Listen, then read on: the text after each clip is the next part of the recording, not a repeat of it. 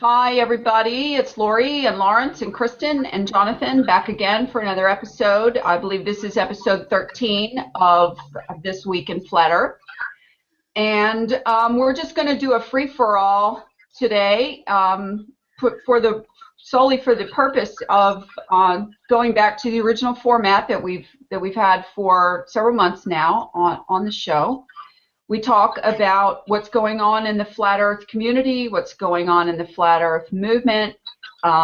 We discuss new, things we're learning with regards to the Flat Earth theory and models and maps and research.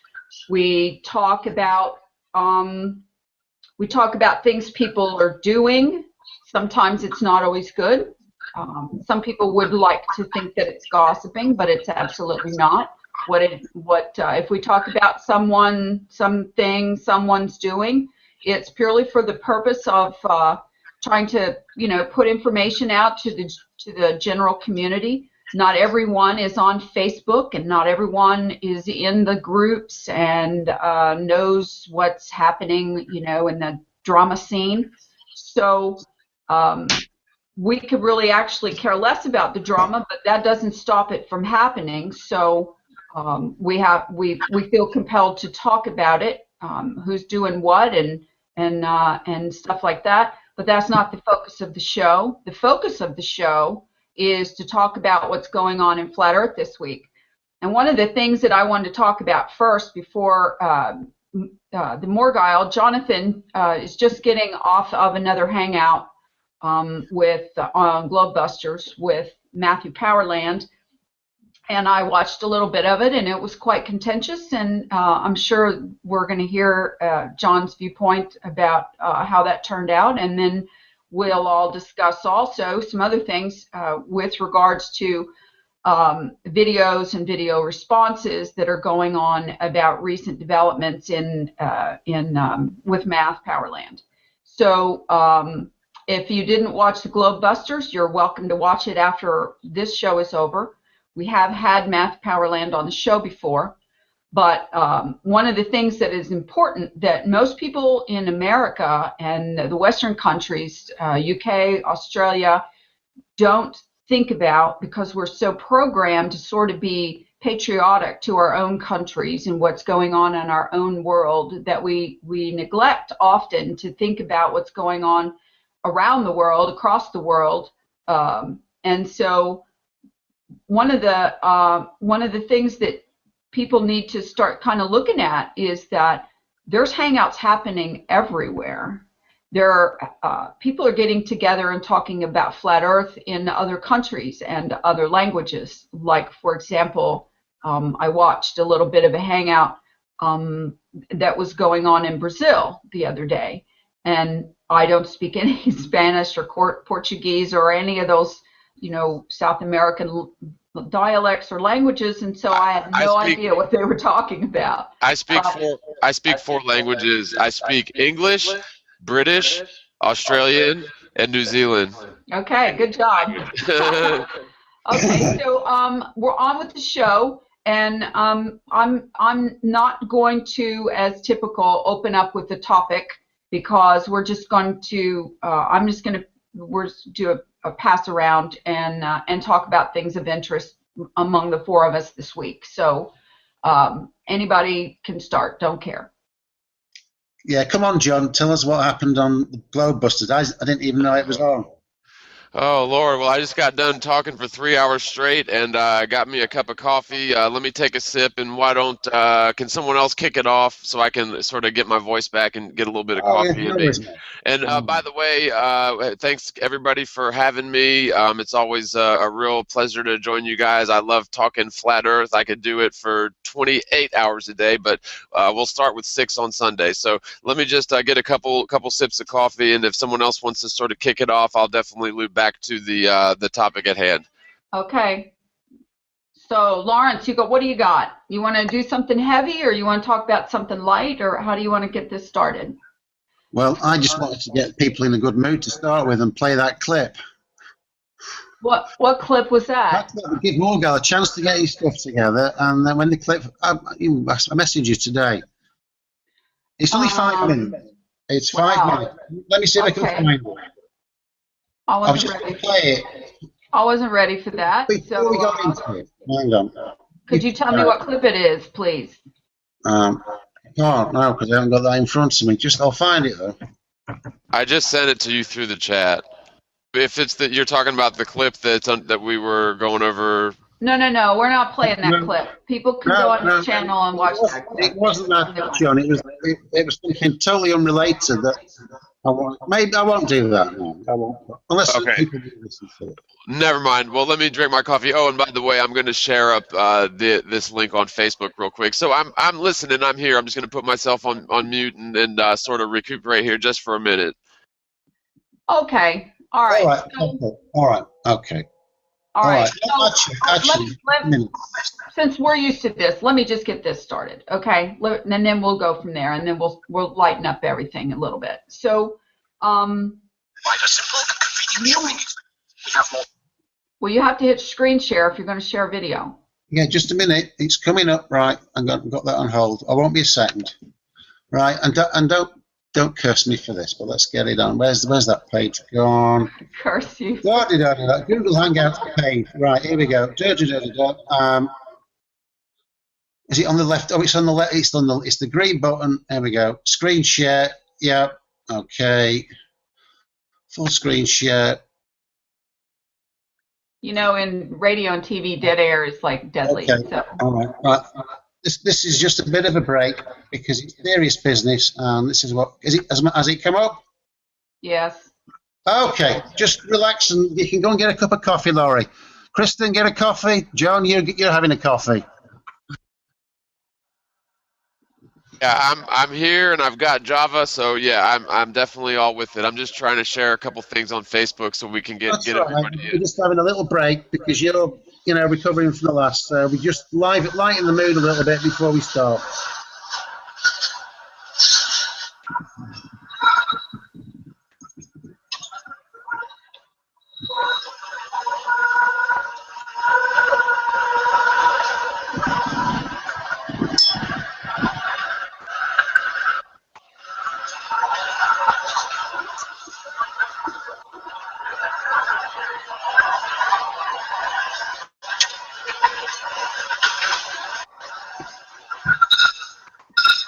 Boy, if this was Mystery Science Theater 2000, I could have a field day.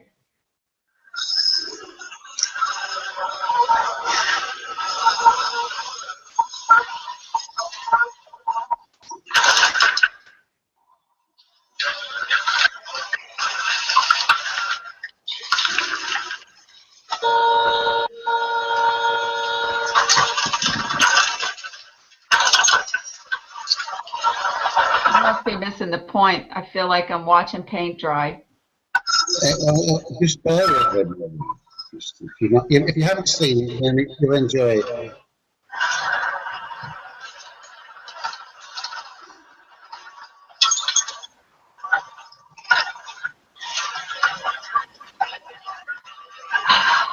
Okay.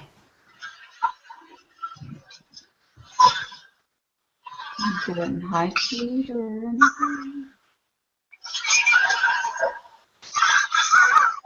Oh, this is the laughing guy. I got it. Okay. This is what happens to us on every show when you start going off on a rant. The guy that laughs and then other people start laughing.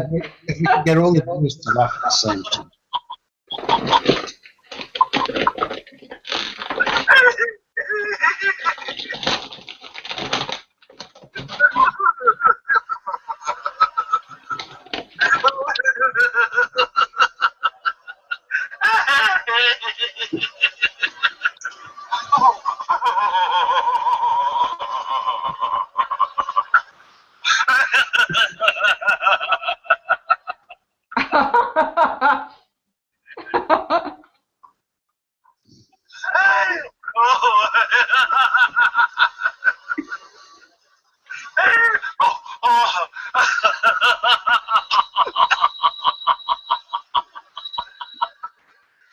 Okay, enough is enough. It gets better. The funniest bit is when it stops. You see it.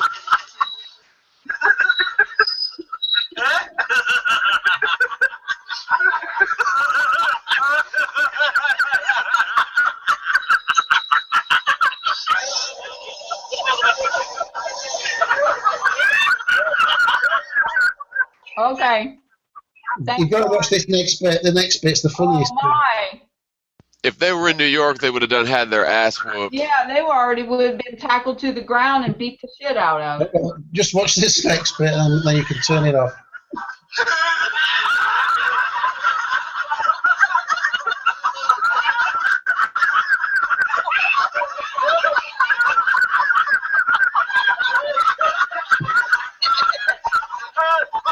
Did somebody pass a joint around there or something? I'm having an opportunity to have a pretzel. I'm so hungry. Anyway, if you want to watch that, it's really funny. Okay. Thank you, So Lauren. now, wait a minute. What was that? Just like people like sitting on a bus that just 4 or 5 of them just busted out laughing, and everyone else sort of contagiously started laughing. It all Yeah. starts with one guy. It starts with just one person, and it's just neat how it's like the guy must be crazy or having an episode, but then people start to respond to it. They can't help it. It becomes infectious, and it's just the idea that it only takes one person to change the energy of a whole bunch of people. Right. Yeah, totally. So, And you know what, guys? I forgot to set my camera up. I've got my frickin' stupid phone plugged into that USB port, and so my camera's unhooked. I hope that's okay.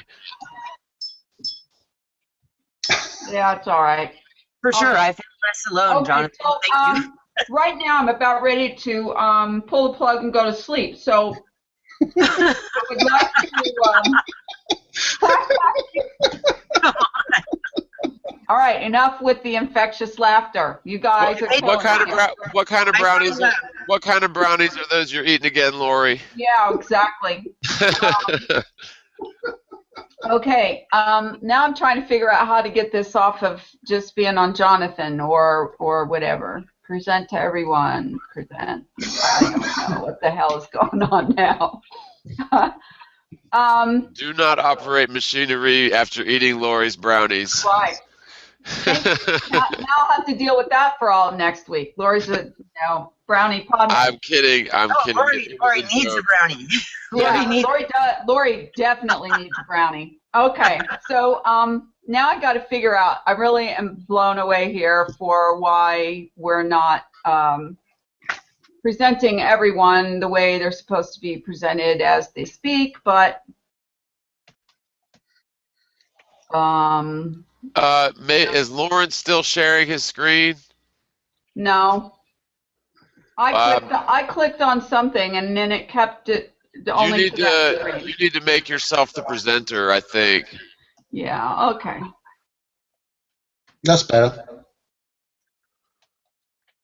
Okay. Present to everyone. All right. So here we go again. We'll start this off again, and hopefully you're all that infectious laughter thing either worked or it made you yawn. So one of the things I want to talk about first is last week we spoke about the possibility that there was an internal psyop running within the Flat Earth movement. In the preceding part of this week, there was quite a bit of fallout from that. But interestingly enough, I come out of it feeling like it was actually positive. Those of you who don't agree with me, I'm sure you'll let me know in the comments. But the reality is that if someone had a big problem with what we were talking about, they took it wrong.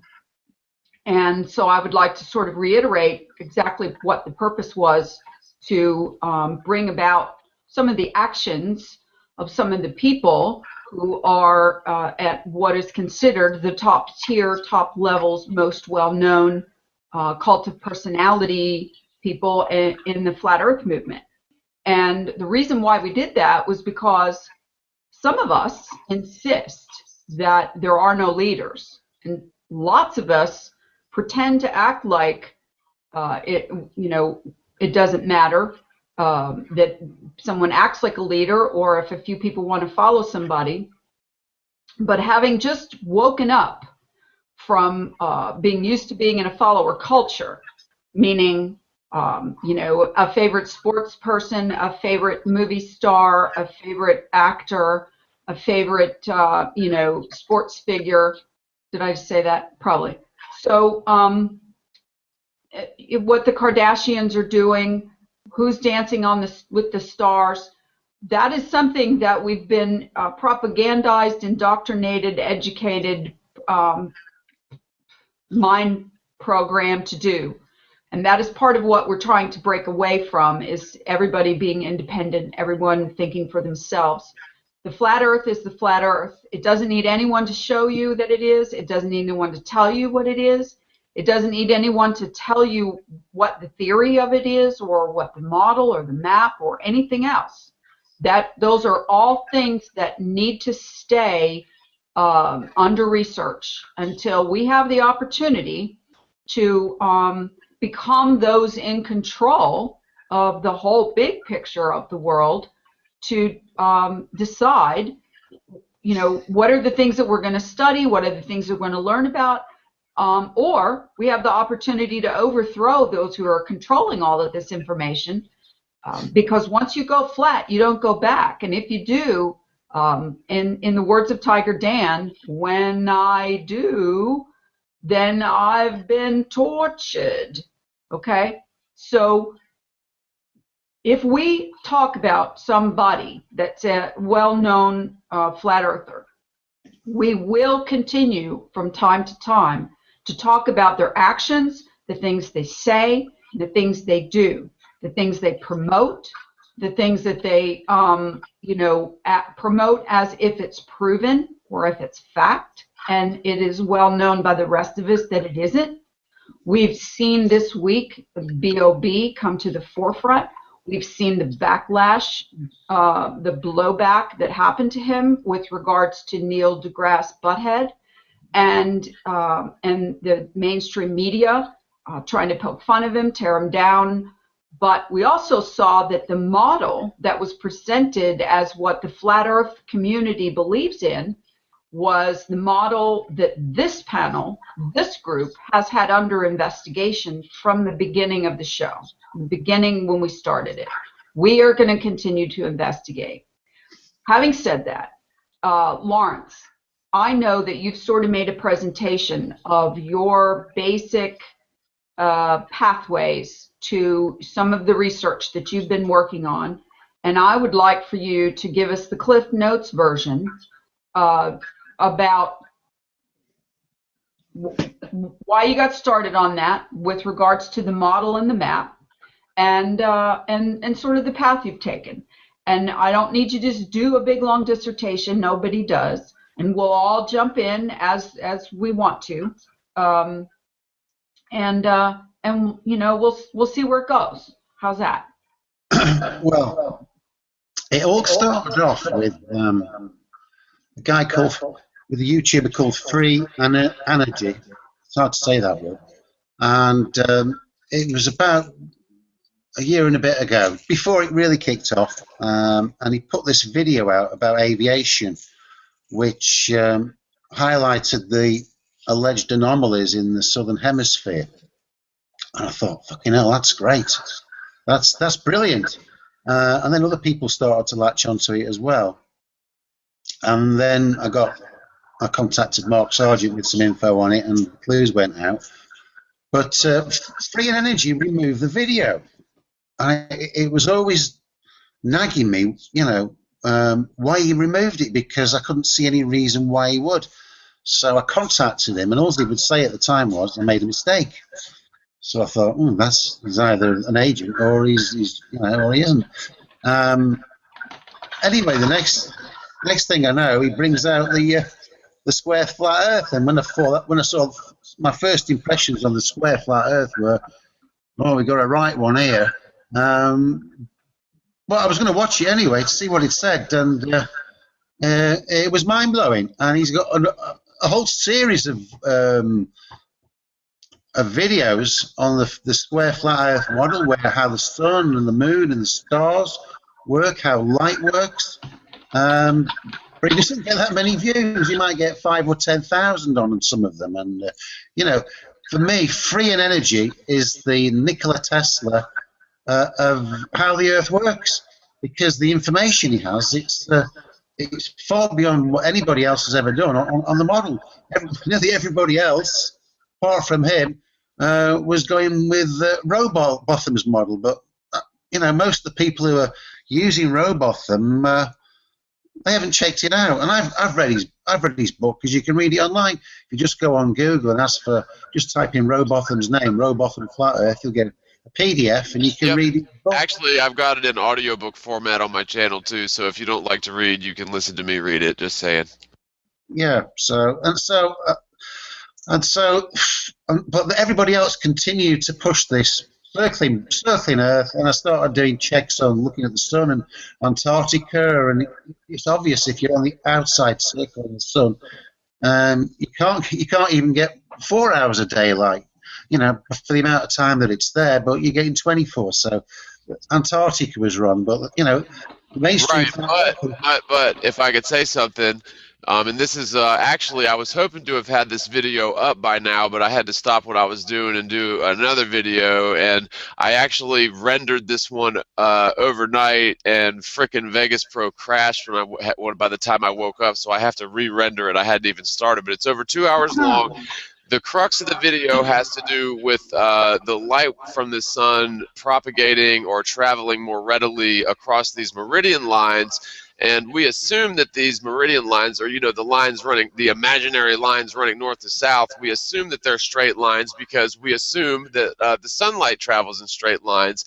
But just imagine if those meridian lines, instead of being straight, were all sort of curved in one direction, then us assuming that to be a straight line would totally screw up the whole entire map itself. And so that's where I think we run into problems, especially in the southern hemisphere. I've been sort of looking into the whole mystery of the Antarctic for years, long before I was ever a flat earther, because there's always been some sort of real, unknown, mystery about the Antarctic region. And so, I definitely agree with you on a number of levels.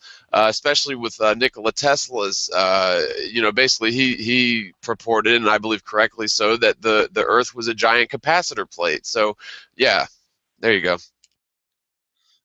Well, anyway, so I started watching Free Energy, all his videos, and some of them, they're a bit like my perspective in that you've got to really think to try and get your head around what he's trying to say. But this guy's telling the truth, and then I started looking at what nearly every leading speaker was coming up with, and they're all Rowbotham stuff, all Rowbotham, all of them.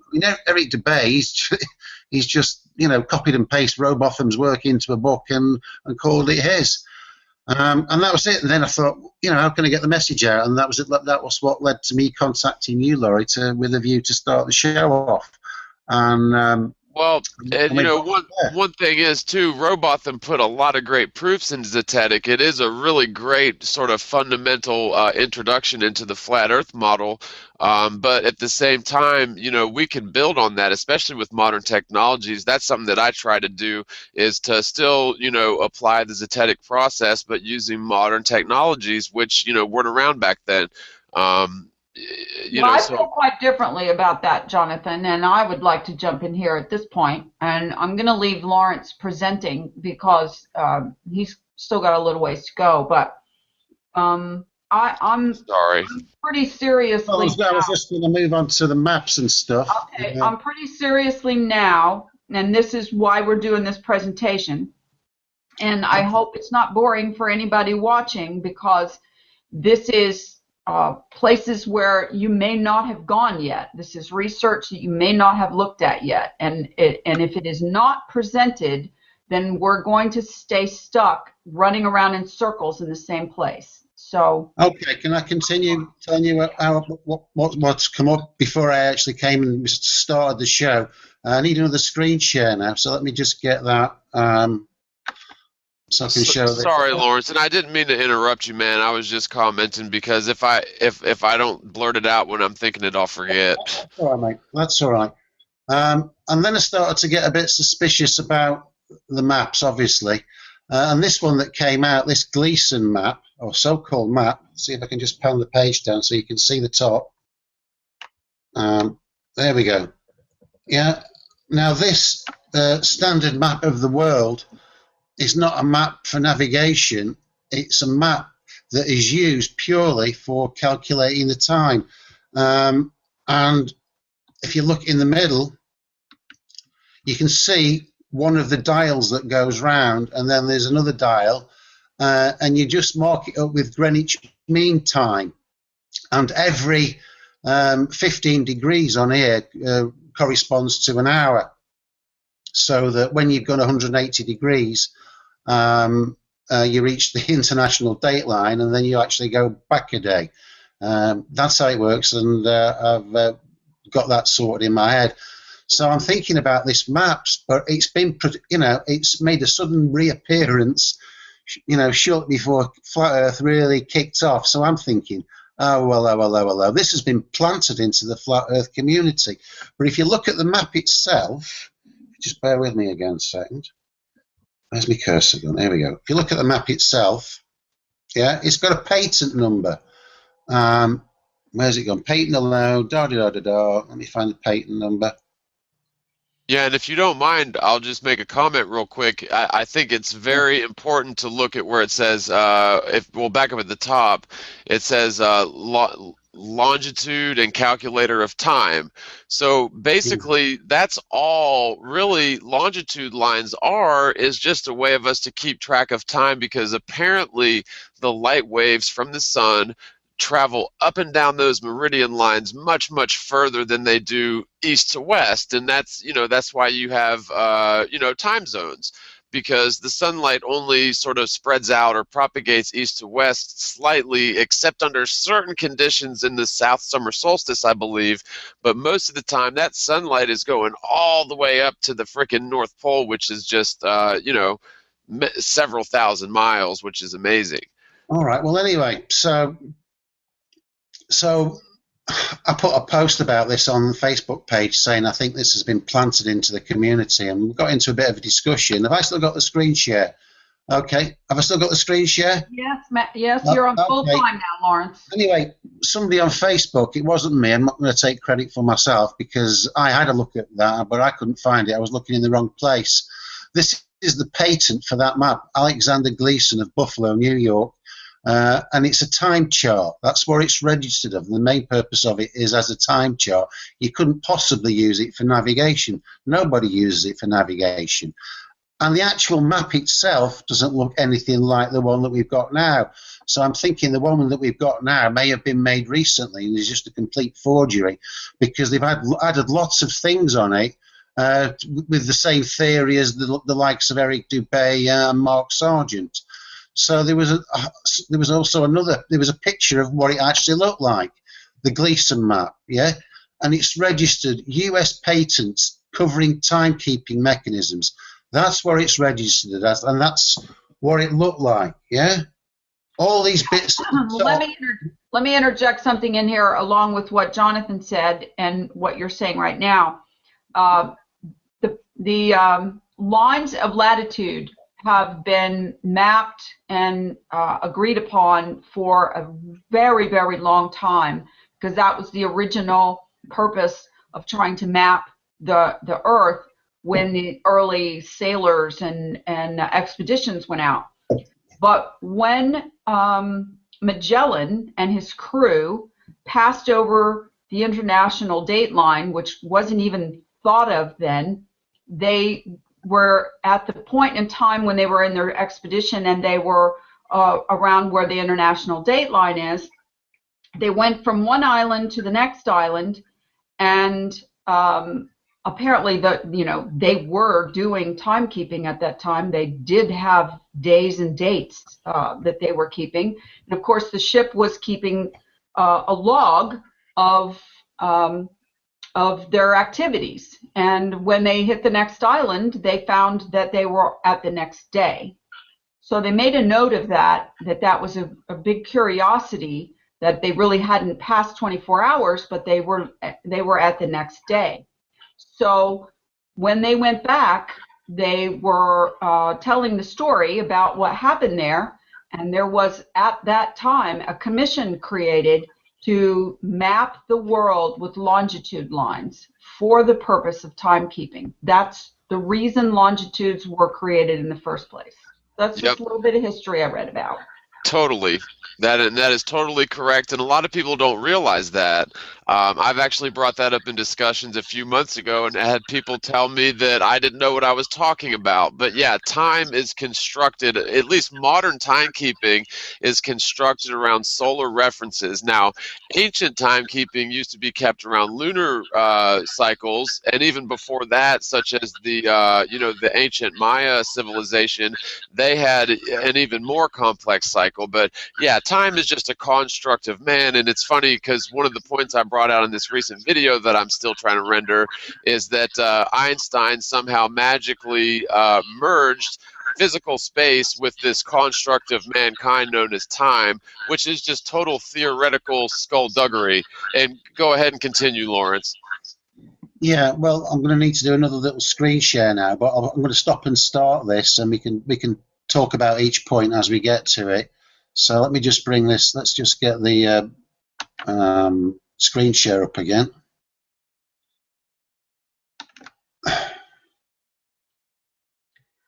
I want to interject one more little quick point while Lawrence is doing that, and that is the longitude lines are not only for the purpose of telling time, they were also for the purpose of showing that it is a sphere. They needed to make it look like a sphere, and the only way to do that was to draw those longitude lines to show the time, and that ended up because they curved, they made a sphere out of it.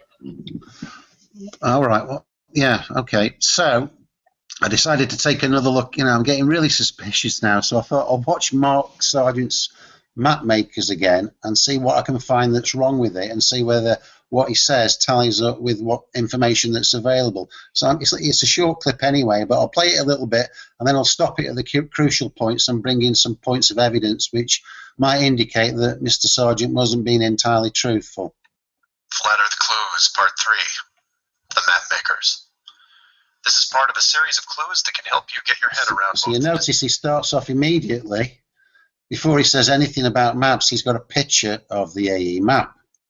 Design of the flat Earth system we live in, and who has been involved in the deception to hide it from you. This clue looks into the USGS, otherwise known as the map makers of the world, and a few surprising things that they and others have in common. So, John, have you looked at the USGS's website and had a look at what maps they actually have? As a matter of fact, I have not. Well, you want to go in there because you can go up. There's huge amounts of information, and you can actually go in and you can click on the different types of maps that they have, and it says exactly what they're used for.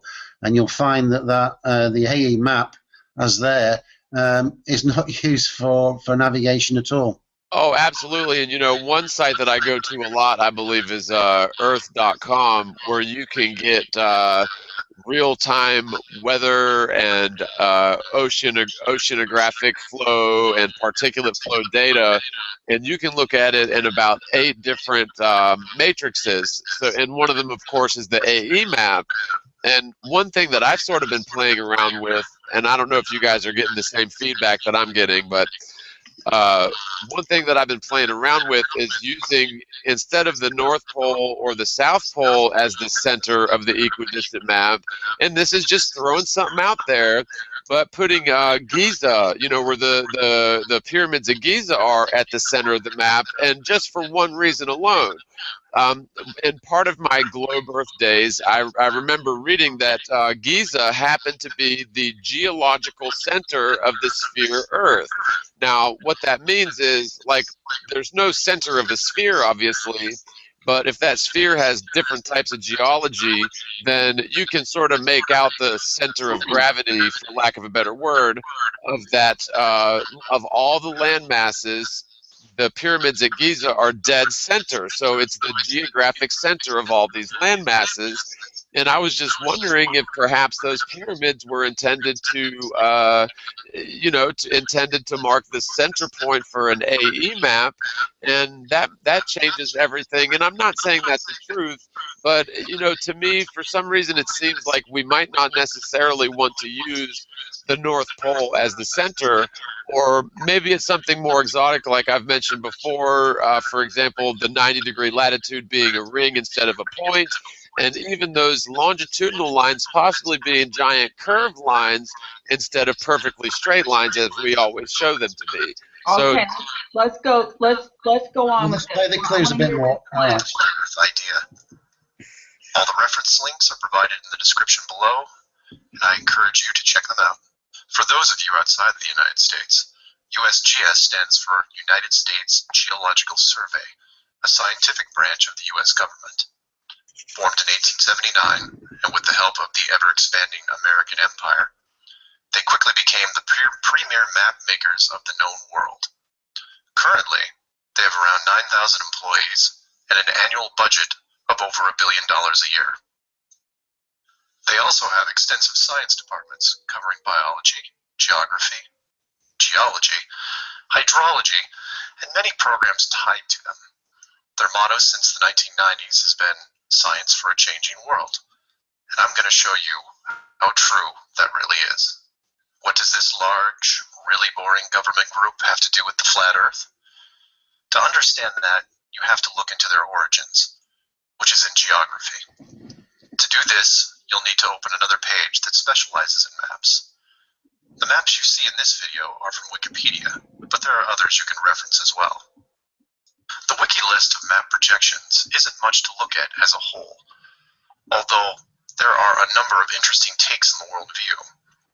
Not only do they have just about every perspective when it comes to the land we live on, but some detailed information on where the map originated, including name type, the origin or creator, and the year the map perspective was proposed.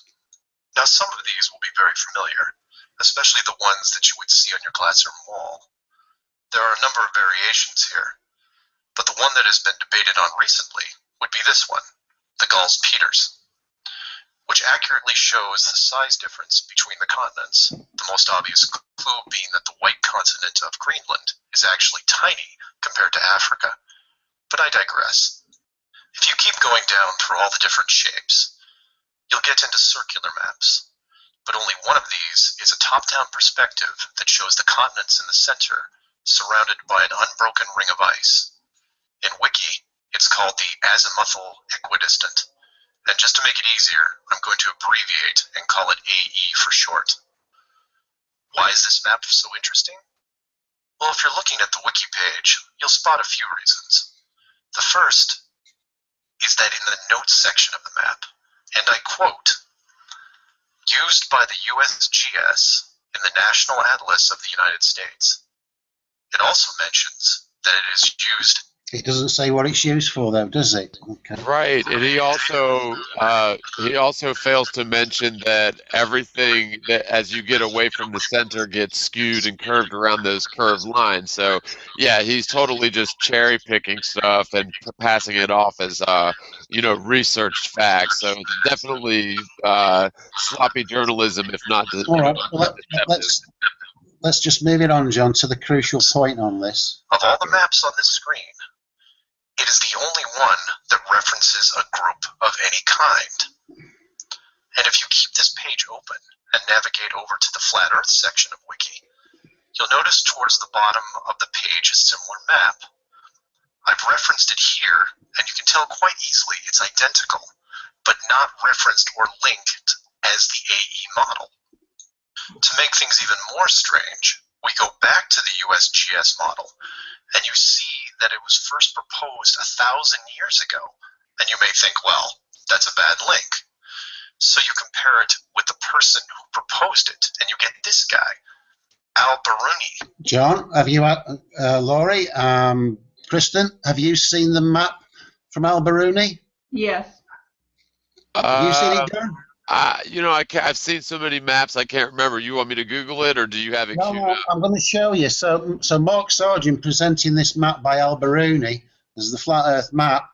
Let's take a look at it. Let's see what it really looks like. Just bear with me. Since I'm still showing the screen. Here we go, Al-Biruni. Make the screen bigger. Yeah, this is the map from Al-Biruni. Come on. You know, it looks like a cog inside a watch, doesn't it? You know, with the where it's been worn out. You know, the Yeah, green. that looks a whole lot like that other map. What year was that?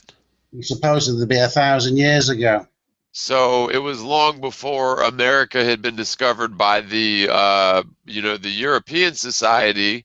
So basically, I mean, it's totally pointless, and it does. That some mouse started eating. Well, it brings up a point, though. If that is a map that they used to navigate and they didn't even know about the American continents, it proves the point that maps can work for navigation, even though they totally don't represent the face of the Earth whatsoever. And, that's a critical point, because people think that since the globe model map or since the Mercator projection map works, that it must be an accurate representation of the face of the Earth, when in fact, the very definition of the Mercator projection means that it couldn't possibly be a accurate representation of the Earth unless they've totally misdefined it as a conformal cylindrical map, which maybe they did, but I don't know. Let's go back to the video. Come on, let's. Sorry. That's Okay. all right. So let's make it bigger. Let's move it on to the next bit. Who was Al-Biruni? Well, he lived around 1,000 years ago and was considered one of the greatest scholars of his era, schooled in multiple sciences. Have you ever heard of him? I hadn't. Maybe it's multiple bad references in Wiki. Well, no, because NASA knows who he is and named this moon crater after him. So why is the USGS using a version of the world map designed by a 1,000-year-old Persian scientist? Because it's correct. That's why. Really? So to be clear, let's compare them again. The United Nations flag, the USGS official map of the Earth. We're gone. Now, what did he say then? Did you get that, John? Official map of the USG. I'll play that again, just in case anybody missed it. What Mark Sargent says, that is the USGS official map of the world. Because it's correct. That's why. So to be clear, let's compare them again. The United Nations flag, the USGS official map of the Earth, and the flat Earth model. So anyway, that was enough for me, Right, and I guess what he means the official map of the Earth in terms of the AE map, because it does work for looking at weather patterns in certain, from certain perspectives. Yeah, but they don't even use it for weather patterns. If you go to the USGS website, which is this here, if I've still got the screen share, and you can look at the information on world maps. It doesn't feature in world maps. There's a whole map section where you can go in and actually buy maps. And then if you dig into it deeper, you can look at the different types of maps and what they're used for. And the AE map is not suitable for navigation. So if you're watching this at home, all you got to do is Google USGS. You can get on their website and you can spend hours digging around on all sorts of various information. But you're not going to find it telling you anywhere that flat Earth map that's been used by nearly everybody is the official map of the world, because it isn't. Can I add something? Yeah, go ahead. That's what I've said about Mark's clues before in different ways. I've got to say it in a new way today, because this is really showing what I'm talking about. What you just played is that he's calling this clues, right? But he's not giving the audience the clues so that they can draw their own conclusions, is he? He's really just laying it out for you. This means this, and this means this, and here's what's right, and that's how it is. Yeah, I could definitely see where he was like really just totally leaving a trail of breadcrumbs for the person to follow and conclude, but he was being totally deceptive, or at least, not well researched into the different maps, because it's easy to stumble across something and be like, oh my God, this makes so much sense. But when you actually do a little bit of digging into the AE map, it's just like any other projection. It's not accurate. It's only accurate to a certain degree, and then it becomes completely the opposite of accurate. You Okay, know what this I is mean? where I have to say that it is vitally important for those of you that are listening to this at home, that this is the reason why we don't want gatekeepers. This is why we don't want leaders telling us what we're supposed to know, because that is spoon feeding, and spoon feeding in the flat earth movement is a big no-no. You are tasked to follow up and verify everything everyone says, including the presentation that you're watching right now. Okay, I've still got the screen there, Laurie. It's all you, Okay. Lauren. Okay, so I don't know whether any of you have heard of Wilhelm Reich. Yeah? Yeah. Well, he was a scientist from the 1930s and whatever, and one of the very few scientists where they actually seized all these books and burnt them. This is in the 20th century. I think they burnt them in the early 1960s. So you can be sure if there's information out there that they don't want you to see, they're going to destroy it. So it's very interesting to note that Rowbotham's book is freely available everywhere. And if you want to take a look at Rowbotham's map, got it back on here somewhere. Let me have a look. Back in maps.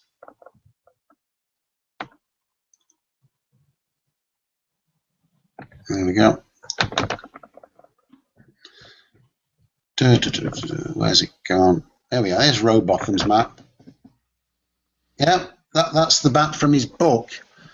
And That's not the one. That's not the one I had. Actually, I found one from the original after we had the discussion the other week, and it wasn't that one. But that may be of later on in the book or later on in another edition.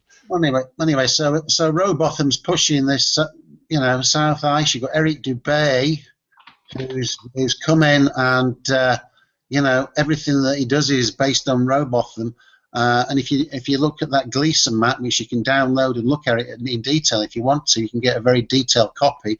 It's got all the movements of the sun exactly as Eric has presented, and virtually everybody else to a T, with a few exceptions. They've all run with the same map as this and the same patterns of the sun. So I'm thinking that Yes, the model is based on the map. You can't. Well, can you bring that? That? Sorry, Lori, but can you bring that back up and go ahead, Lori? No, what I'm saying is you can't separate the map from the model at this point unless you go all the way back to the beginning of the map, because the models are all based on these round maps. Well, that's absolutely right, and so there's definitely some logic behind this map, and I'll sort of explain to you guys why. Based on the accounts of ancient, or not ancient, but old maritime navigators, if you go south from any direction, you wind up in an icy wasteland that let's just call it Antarctica or the southernmost region. And that you arrive at such a place when you head south from any direction. Now that makes sense on a globe because it's at the bottom of a sphere. But now on a flat Earth, if you head south, and we're assuming that north's in the center because the North Star is in the center, a compass needle always points towards the north no matter where you are on the map. So the north sort of has to be in the center.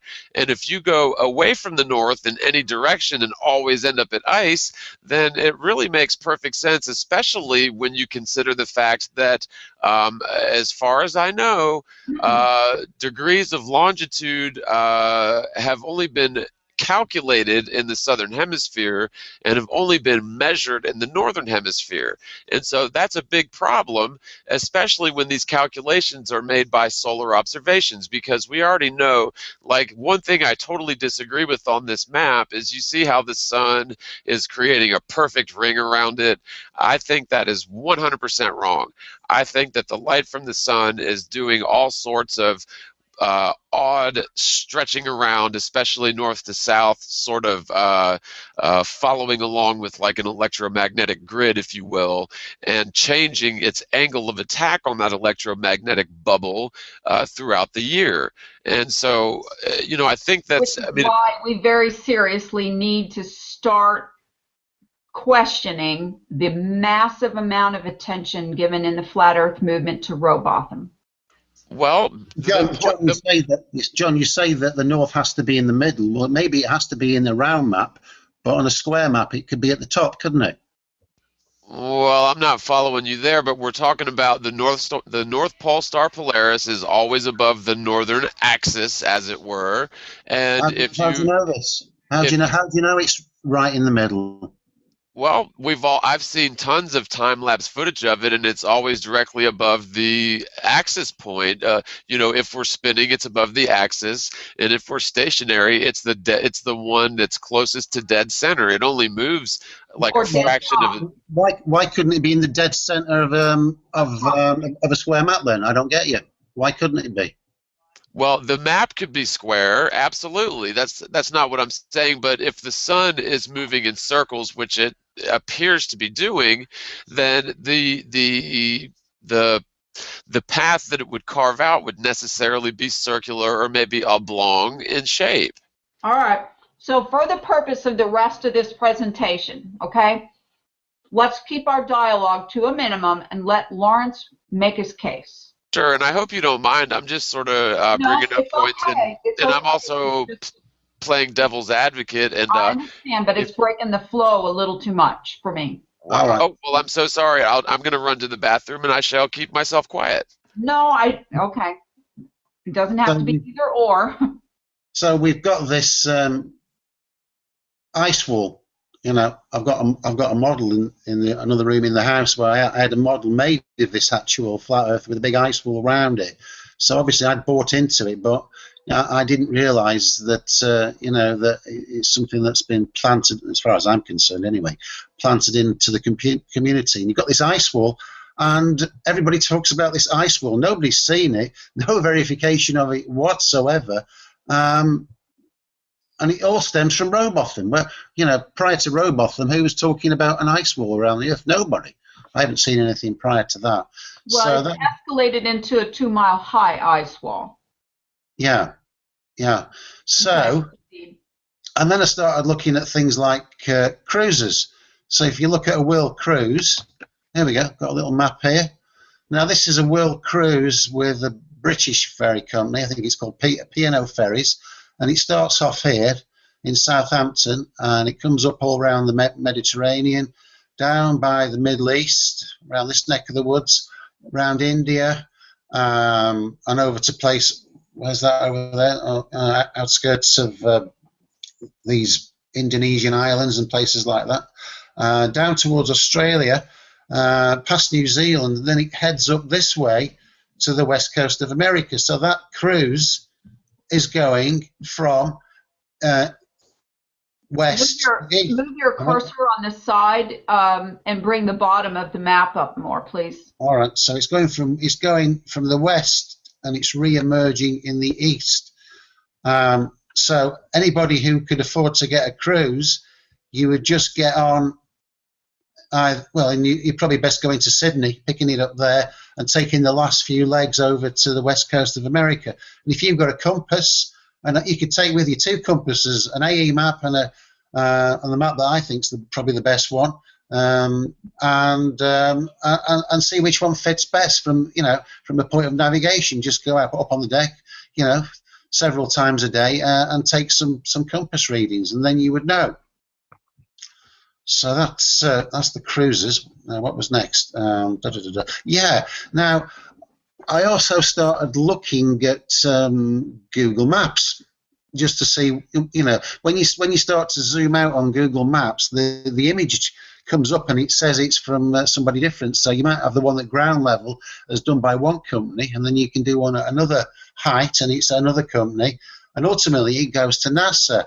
And if you zoom out, or if you zoom out to a world view, if you can still see this, let me pan the page up. If you zoom out to a world view anywhere on Google Maps, this is the image that you will normally see. But since I mentioned it on our show, they've taken it off. Now, that just seems like too much of a coincidence, but you won't see that anymore if you try and zoom out to a world view, because you just don't get it. It'll just move out to the, you know, to where the continents are on that particular area, and that'll be the end of it. Well, I'm glad you noted that. Okay. You know, so if you had taken that screen capture at that time, we wouldn't have that to even look at this point and wonder why. It would have been gone. Yeah. So, you know, everywhere I looked was telling me that we've been sold the wrong map, and Free and Energy kept making more videos, which made a lot of sense. And if you're watching this now, go and watch everything that he's done, because the guy's brilliant. Some of it will go over your head. You might need to watch it 2 or 3 times to try and get your head around it. But this guy his channel is Free, F-R-E-E, Energy, but it's A-N-E-R-G-Y, Free Energy with an A. Yeah, yeah. So that was basically with the maps. This is from Free and Energy's sheet, and the continents might not quite be like that, but with this one, you've got what looks like a Mercator map, but what he's saying is that the equator is a straight line dividing north from south, and the sun moves from east and west. We're told it moves from east and west, and that's what it does. It moves in a straight line. There may be some magnetic interference, not a magnetic effect on the sun, which causes the sun patterns that, like you get on time and date. You get the big squiggle going round and round. You know, and if you actually go on time and date, you can move it on. So if you go for time and date to find out where the sun is, at the bottom you've got these little keys, and you can move it along. And at one point you're going to have half the sun here and half the sun here when it's moving from the west side of the map to the east side of the map, and re-emerges on the west. And it's a perfectly straight line. And that's why if you're on the equator, or between tropics of Cancer and Capricorn, which is where the sun moves between those parameters, if you've got a regular sundial there, when the sun's directly overhead, it is moving directly overhead, and it doesn't move around the sundial. It's a straight line. So these places, if they want a sundial that works all year round, they have what's called an equatorial sundial. And you can Google that and have a look at what it is. But basically, it's a sundial that's angled so that it will, you know, cast a shadow all the way around, whether the sun's directly overhead or not. And it has a reverse side for different type. You know, one half of the year, one half on one side, and the other half on the other side. Also, the stars. Again, the stars and the moon, they all move directly across in a straight line on Free Energy's model. You get the star trails, and they appear to be forming circles. But if you look at the one over the celestial equator, it's a dead straight line. The other ones are going to, you know, more and more concentrated curves.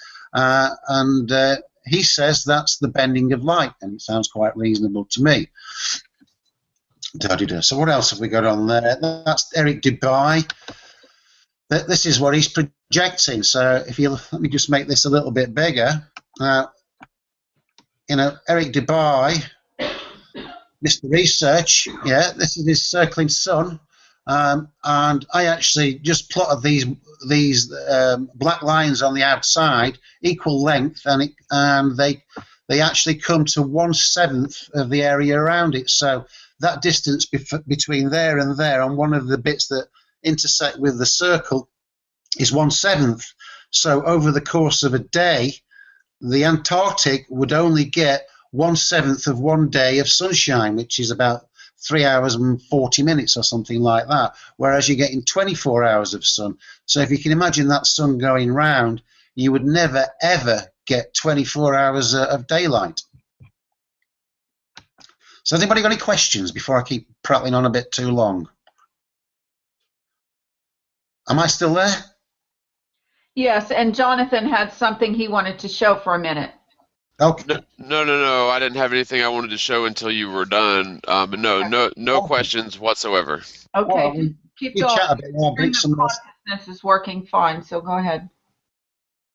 Yeah, well, then it's got down to looking at, Tiger Dan brought his. I've done this myself. What he was doing, I was doing it myself, trying to make it fit, and I couldn't get it to fit.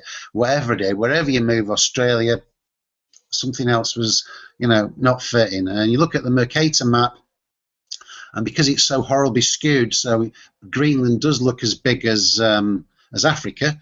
But I did a load of research into Greenland. I'm not going to go through it all now, but I've got the research, and it's true. Greenland is only, a small fraction of the size of Africa, about a 14th. That being the case, the Mercator map, it made me thinking, well, if somebody was trying to navigate around Greenland and it's showing on the map as 14 times bigger than it should be, that is going to cause a few problems, particularly in that area, because you've got all those ice flows and fjords and, all these little passages up there. So I'm thinking, God, how do they navigate with that map? Maybe at the equator it'd be okay, but anybody who's up in the far north or the far south would struggle with that map because it's so horribly skewed. And if you look at, this is a Mercator map here. If you look at this particular Mercator map, and look at the UK, which is there, that little pinpoint there, that is Anchorage. Now, on the Mercator map, the UK to Anchorage is double the distance of the UK there to Orlando, which is down on this little bit down here. So the map is horribly skewed. So I sort of pictured in my mind that these land masses would shrink in a bit. Greenland would get thinner and not so deep. But I could not find the map anywhere. Wherever I looked, there was nothing there. I keyed in the term unskewed Mercator map, couldn't find it. And then I went back to my Hock Sergeant's clues, and lo and behold, this is what came up on one of his clues. And these red lines here, and this is done very rough because I only found it in the morning. And roughly, these things fit. So that line there, that's going to Anchorage. And that line there is going to Orlando. And the lines are virtually identical. And then you've got Santiago, Chile, and Sao Paulo over there. Santiago is a bit further. So obviously, this isn't the official equidistant, not the, what's it called? It's called an equal area map. I forget the technical term on it, but this isn't the official one. If you want to get an official one of these maps, you've either got to go to NASA or you've got to go to the CIA.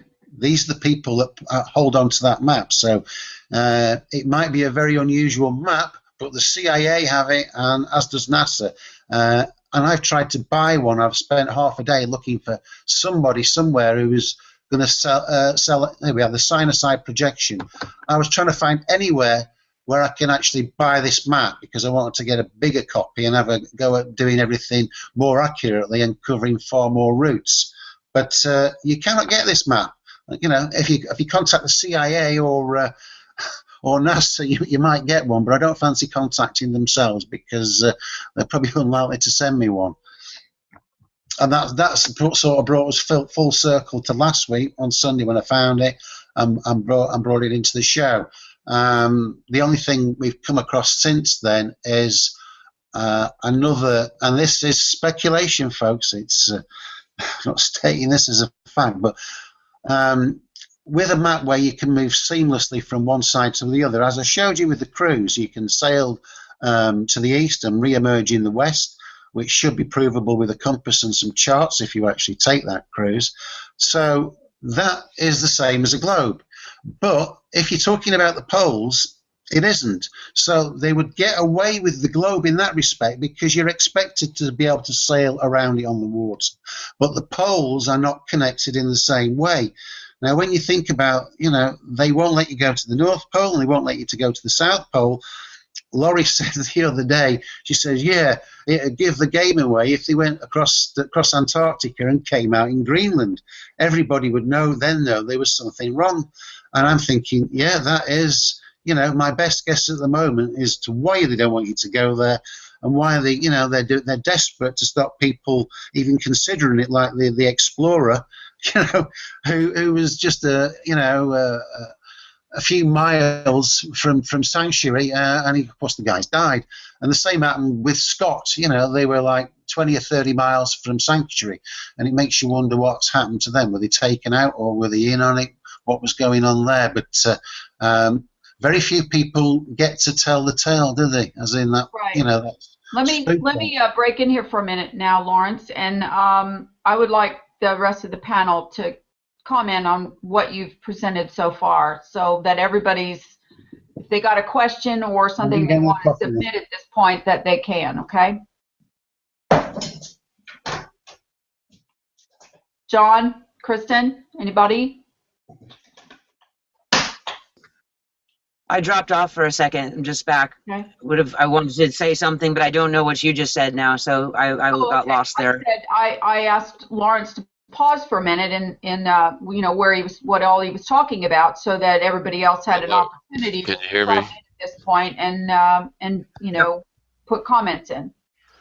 Yeah, I'd like to say that Lawrence pointed out something great the other day when we had a discussion that if this is true, this concept here of a square map, a seamless movement between east and west and north and south, it would explain why they needed the sphere Lawrence put forth as a idea to think about, because they needed the sphere to explain this seamless, so we would not figure it out. And when you pass east to west, Lawrence pointed out, well, that they can let us do that because it's all ocean, unlike, in contrast to the north and south thing, where, as Laurie and Lawrence both realized, they can't hide it because people would, it's all land masses, so people would come out from the Arctic to Antarctica and realize something's wrong, but in the oceans they can hide it.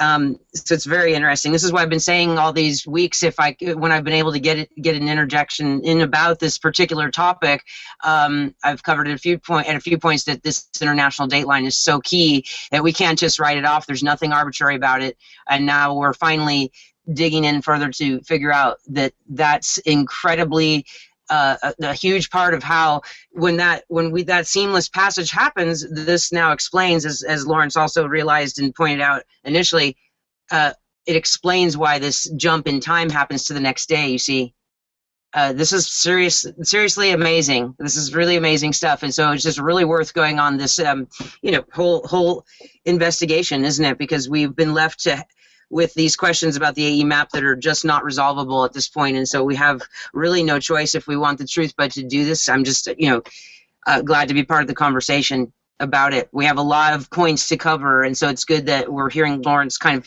go through a lot of points, and there's a lot of other points yet to cover, to let people know how thorough we've been in making this investigation, each of us in our own way, covering different pieces of it. And so I too found Free Energy's work the very first day myself, that I was looking at flat earth, as I mentioned before, and so that's why I keep going back to his model, because there's so many things I've known all along that don't work about the AE model necessarily unless we can really prove them. And I looked and looked for proof and have still not come up with anything that's concrete. That's very interesting in itself. I'm just one person, but still, okay, so that's why I'm here talking about this. This is the most important thing we could be talking about right now in this movement, is let's get to the bottom of the whole truth, or else what was the point of the flat earth revelation if we're going to settle for a half truth again, or spoon-fed information, or people taking authority on this and telling us how it is, like they do, and they want to call it clues, but they tell you exactly the whole narrative of exactly how this all happened, and they've put it in a neat package for you already. If you're going to buy into that, be careful, because that's not what this was meant to be about. I promise you. Well, that's also it always takes a second between your mic and my mic. All right. Okay. Am I feeding back now? Okay. It'll be all right. Okay, so this leads me to Math Powerland and the. Am I able to say a couple things? Sure. I was just going to go off onto one little tangent for a second about forming the wall of Antarctica, because there's a reason why that focus was put there, and there is something very peculiar going on between North and South Pole that needs to be considered here, because there may be a reason for that whole misdirection of we got to go to Antarctica, because the Arctic is equally important, if not vitally important, to figuring this whole thing out. We need to do smart reconnaissance on both the North and the South, and we can definitely go there. But just a couple of things, based on what Lawrence was saying in terms of, well, first of all, I think we need to do away with the latitude and longitude lines altogether. They're only relevant for manual navigation. They're not relevant for accurate distances here on the ground. That's the whole problem that we have, is with the matrix of the map being based on outdated, antiquated observations of light, which we've always sort of thought travels in perfectly straight lines, but now we know for sure that light can bend around all sorts of different ways. But that's why, distances will work on the globe model and the globe maps, is because the distances for latitude and longitude are assumed using that sphere model and observations of the sun. And so, of course, the numbers are going to work using their given latitude and longitude lines. Let me give you an example of what I mean. So picture yourself, picture a big giant beer bottle, and you're standing inside this big giant beer bottle, and there's a giant person, 50 feet above you, with a laser pointer, pivoting that thing around different sides of the beer bottle. Now, you inside, you're going to see all sorts of wild things happen, and you'll say, wow, this thing's warping from side to side, but really all you're seeing is just light passing through a medium. And so I think it's extremely, extremely problematic for us to use observations of light to base our relative distances in terms of latitude and longitude lines, especially in the southern hemisphere, where it appears that we've got some sort of an inversion in terms of like light hitting a prism. There'll be inversion and separation into visible spectrum. But I go into this in my video, and I actually found a very, very interesting article that I wanted to just sort of share with you guys, because I didn't get to render my video in time.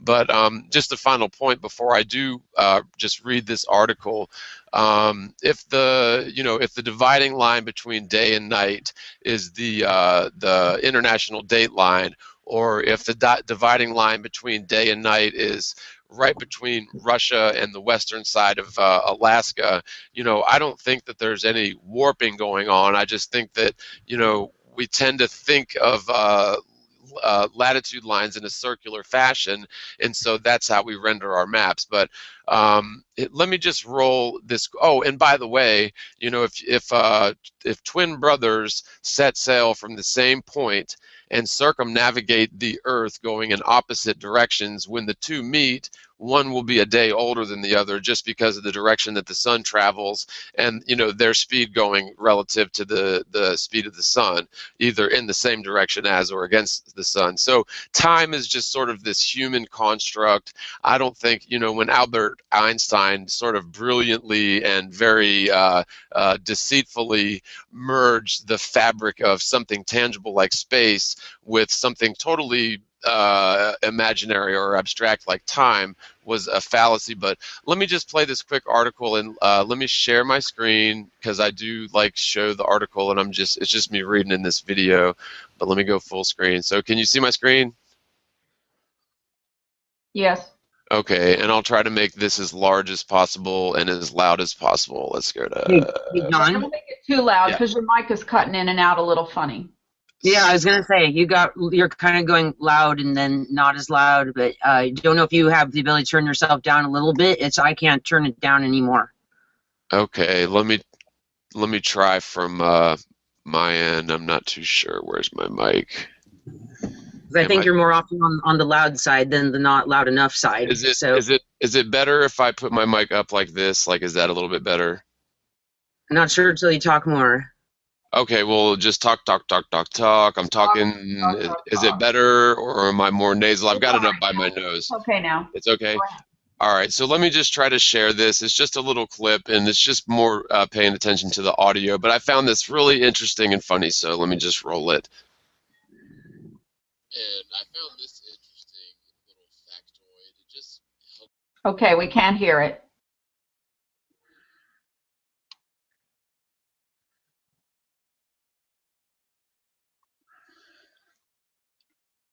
John, we can't hear it. Okay, so you can't hear it. Well, maybe I can just read the article from Wiki. I thought I tried to find the link, but I couldn't, so I figured I'd be lazy and do it this way. But maybe I can just read it. All right, so basically, some maps contain deliberate errors or distortions, either as propaganda or as watermark to help the copyright owner identify infringement if the error appears in competitors' maps. The latter often come in the form of non-existent, misnamed, or misspelled trap streets. Other names and forms of this are paper town sites, fictitious entries, and copyright Easter eggs. Another motive for deliberate errors in cartographic vandalism, a map maker wishing to leave his or her mark. Can you hear me? Yeah, you're just really loud again. I'm sorry. It must be me, Kristen, because I don't hear him loud. Do you hear him loud, Lawrence? Is it obnoxiously loud? No, it's fine over here. Okay. I don't know why. Sorry. So sorry, John. Sorry if I'm being too loud. No, it's not. It's Kristen now. It's on. Just that I don't know. Why would it be just me? I don't know, but maybe I don't know if you have the ability to move your mic away. Everybody else is hearing it okay, then it must Can you ask the chat if they're hearing me too loud or too soft or whatever? But I'll keep reading and then just butt in if I'm too loud. I'm sorry. You guys sound fine. Like when Lori talks or Lawrence talks, it's not louder than before. So it must be your mic, because Lori said it sounded like you're cutting in a little bit out, not in and out, but just volume change happening. It might be because I'm looking at my video manager, but I mean Vegas Pro. So anyway, another motive for this deliberate error is cartographic vandalism. A map maker wishing to leave his or her mark on the work. Mount Richard, for example, was a fictitious peak on the Rocky Mountains Continental Divide that appeared in a Boulder County, Colorado map in the early 1970s. And it's believed to be the work of draftsman Richard Chiachi, and the fiction was not discovered until 2 years later. So that was just in the 1970s.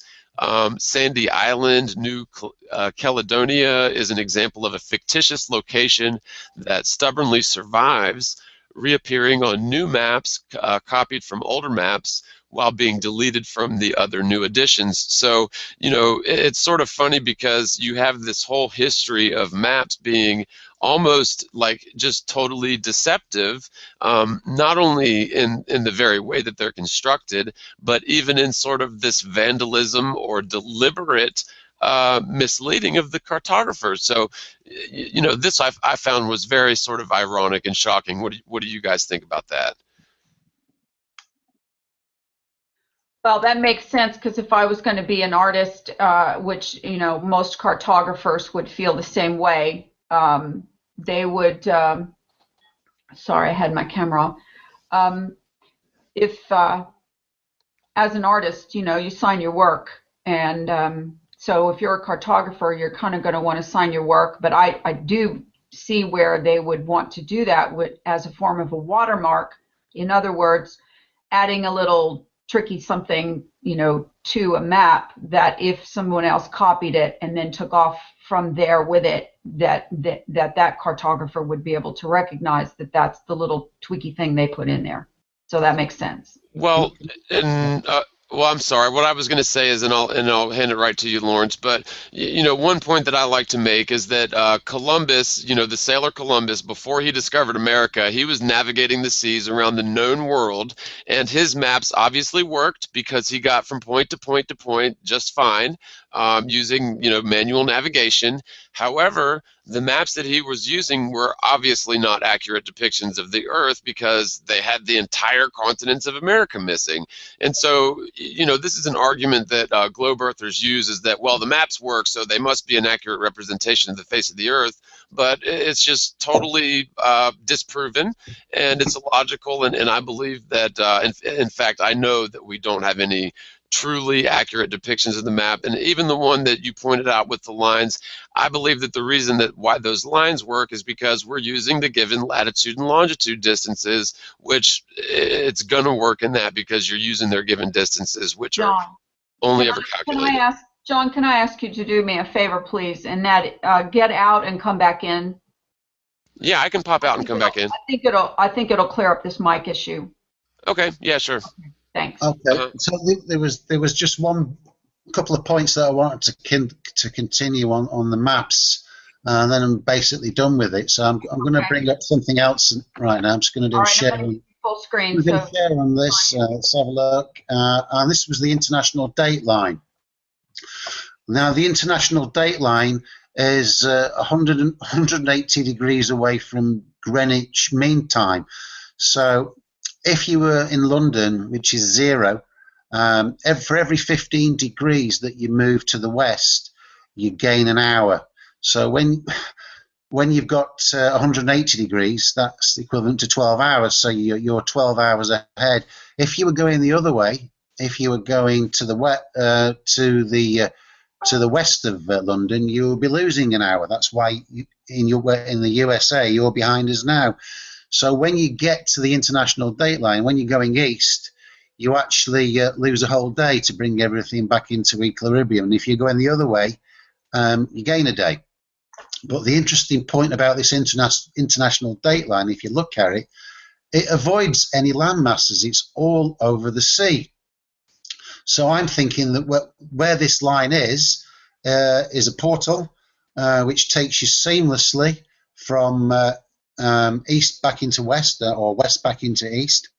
But this portal is physical in some respects, but we can't see it. And that's why we couldn't build on it. So if it was something that couldn't be built on, then it wouldn't go over any of the land. So this particular line, it dips in and around the islands and goes through exactly through that stretch of land between the United States and Russia. So, they could have built a bridge there many years ago because it's only about 50 miles, and that would have been, great advantages for trade between the two nations, but they never have. And that's because I think this international date line is a physical thing that you can't actually build anything over it. But we can't see it because I think it's camouflaged.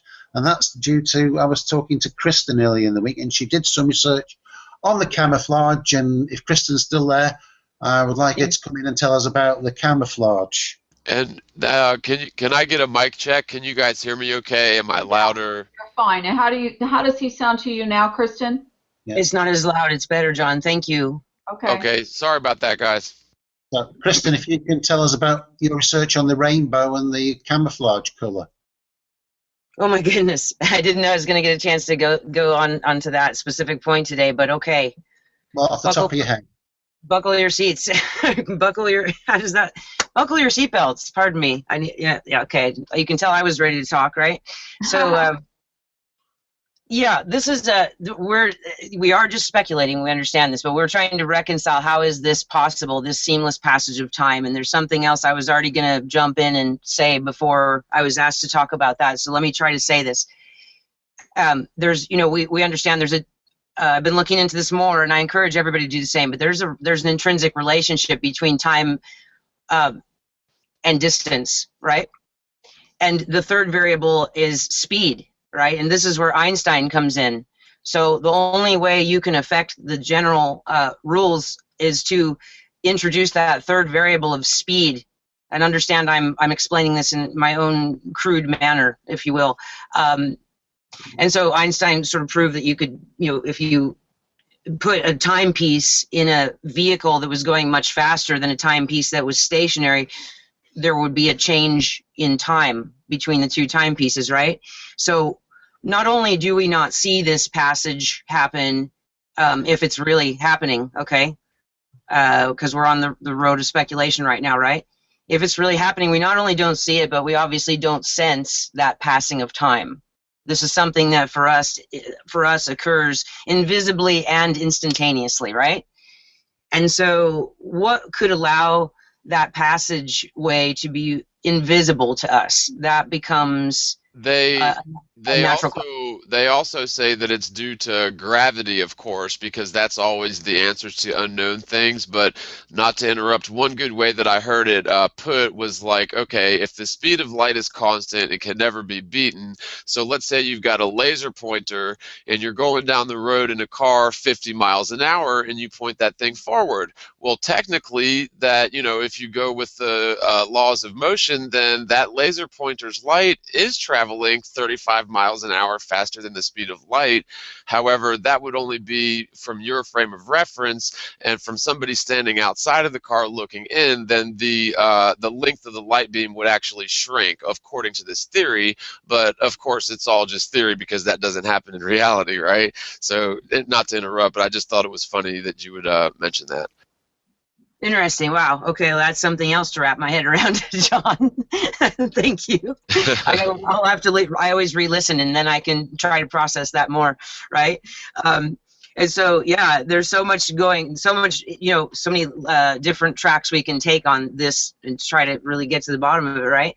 And this I've started to look into more. Like, okay, when we started to explore the square model in a new way last week at a different level, let's say, because we've been exploring it for months into different depths, but also with this new, this other map that Lawrence uncovered by, you know, his figuring out what the orientation of the land masses needs to be for the flights to work, sort of had me start to look at it in a slightly different way, because I was having my own issues with this concept of this sort of, you know, free energy sort of refers to it as a space loop, you know, but for lack of a better term, you know, and I was just having a little bit, you know, this is not an easy thing for anybody maybe to come to right away. Maybe some people, I don't know, but for me, as much as I've been fully open-minded about it, this was the stumbling point for sure, because it takes away, you know, that simple elegance of the AE map clock face. Everything's very straightforward. What I've pointed out before, though, is it doesn't work on the AE map with this international date line, because for the AE map to make sense, every passage from one time zone to the next has to be also an even passing of time.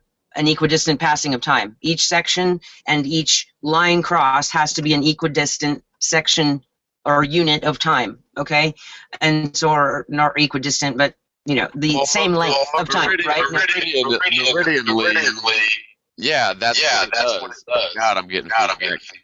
But yeah, meridianally, the sunlight appears to, you know, at every point on that meridian line, it's high noon. And somebody that's standing way in the north might reckon the sun to be, you know, at a certain, you know, degree, azimuth, altitude, whatever. But then somebody far in the south, where it's also noon, technically, they might reckon the sun to be in a different position altogether, because, again, we're dealing with light bending through these, basically what they are is electromagnetic field waves and even ionized plasma tubes that are all running north to south. And so, to me, it makes perfect sense that you have, you know, pretty thin sliver time zones, but the time zone itself goes thousands of miles all the way up to ostensibly the North Pole. And again, the whole problem I have with calling those straight lines is they first of all couldn't possibly be straight lines if we're talking about electromagnetic fields. They'd be sort of not oscillating, but curved lines. And so I think that's where the issue is we have with all the maps, is we're assuming that these longitudinal lines especially are straight lines when I don't think they are. John, I have to ask at this point, have you watched the free energy videos on the square flat Earth? I may have, I don't think I have, but if you could send a link, I'd be glad to check it out. Okay, I will. And anybody else watching, a lot of this stuff we're talking about has already been modeled to some degree, sort of his freestyle of it. And I have spoken with him in message and asked him at some point that when he's ready to come out to talk about it, would he please come on the show? And he has agreed to at this point, but he's not quite ready. He's still reworking his model. But Kristen, Yes. We didn't get to the crux of the camouflage aspect of what you were talking about with regards to color. Let me back up a minute. I'm just not there yet. Here's the thing. Let me say what I want to do right now. I want to cover. I'm talking about the international date line in the most basic sense. I'm talking about the passage east to west. That's it. In the most basic sense. When we look at the 24-hour clock face of the AE map concept, they have to be equal increments of time for it to work. I need people to think about this. This is a major problem with the map. Please hear me. Does it help if Lawrence puts that international date line back up on the screen? Maybe for people, the international date line is a real thing, and you can't just sweep it away. If it didn't need to exist, it wouldn't. If it was arbitrary, it wouldn't be where it is. We need to sort of figure out that this is a key point here, because people are going to, in stages, come to their own acceptance that the AE map has serious issues that we have not been able to find answers to. Okay, now it may take some people longer than others, and so I'm trying to be gentle with people's sensibilities here, because Lawrence already touched on the portal aspect today, which we can totally go there, but maybe we wait till the third hour. I don't know, because right now I want us to watch the Santos that video that somebody made about a Santos Bonacci video, and it's really not about Santos at all. It's just using one of Santos's videos as a point of reference, so that and the whole point of it's looking at the sun issues on the AE map, and it's a less than 6-minute video, and I think we should just watch it without commenting during it, so we don't miss any of the guy's narrative, because he's talking over the video while he's showing you, walking you through Santos's video about the AE map and pointing out the issues with it. So he gives you a really good example to follow along with, and then we can try to go from there and see what John's initial comments are on it, for one thing. And it's a video that Lawrence sent me earlier this week, and so I think we need to back up a little bit and make it clear why the sun thing is such a big deal, because if that sun is not circling, we are not on a circular layout of the continents where the north would be in the center. And it's really that simple. It is really that simple. And this is why I keep bringing it back to the point. It's about the sun movement. It really is. Can I test this and see how the sound is on it, please? That will be the Tropic of Cancer. Can you hear it? And this will be the Tropic of Capricorn. Not loud enough. Of course, Australia is out. All right. Let me figure out how to get that louder. So it's on full volume here, and let me turn my volume all the way up. Let's see if that helps, because I noticed on the last video. We actually had solstice yesterday, Irish, the 21st of December. So the sun is now at this point here. Our friend the sun is right here now, at this extremity, and this is the Tropic of Cancer, and here we have later. This video is for a long-time viewer in Melbourne, Australia. So we'll just say 8 o'clock here, 8 p.m. That's when the sun goes down in Sydney, Australia, on December the 22nd at the solstice or around about. And this would be the rise time here. Just say 5:40. So that's 9 hours and 40 minutes. So just proceeding through, 9 hours and 40 minutes comes to roughly 9.6. It's actually 666 repeated, but so just out of 24 hours, we don't have to be 100% accurate. We'll just get a nice number there. So we've got 40%. So basically, here in Sydney, Australia, we would have the sun visible in the sky for around 60% of the time. 40% of the time, it wouldn't be visible. So this is Sydney on the concept flat Earth map, and around here you have the pathway of the sun at around December the 22nd. And as we have worked out, we can see the sun in Sydney for around 60% of the day. So what I'll do now is I'll just move this pie graph over here just to get a bit of an idea. So this bluish part here would represent 40%, and this yellowish part would represent 60%. So the line of sight would be about that length right there. I'll just place this one across here. Now, of course, we would be able to see if this is the length. If we take an arc, we could take an arc through here. I'll take the pie graph away.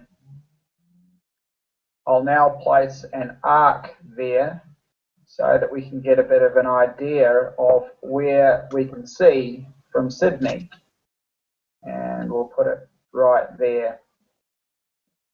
I'll blot the other parts out a bit. So according to Santos Bonacci in Sydney, we can see the sun for this far here, for this length. Now, this means that during the winter months for the southern hemisphere, for Sydney there, we would be able to see the sun all of the time, right in the dead of winter here, around June the 22nd. So 24 hours a day, we should be able to see the sun, because we can see the sun from this length here, and of course it arcs around here. That's the area that we should be able to see the sun, because we can see the sun from here to here. Of course, this has nothing to do with the reality of living on this planet. What I'll do now is take a line that is the same length, and I'll show that it's the same length. Yeah, pretty much, the same length there as our lines. That's how far we can see across the flat Earth. And I'll place it on, this is New York right here, so I'll place it on New York, and we're going to look kind of across the North Pole. We probably have to look through Mount Meru, and if I put it there, like, as you can see, from New York, because you've got the same amount of sight, or if I went to New York, I would still be able to see as far. So from New York, you should be able to see the sun all year round, 24 hours a day.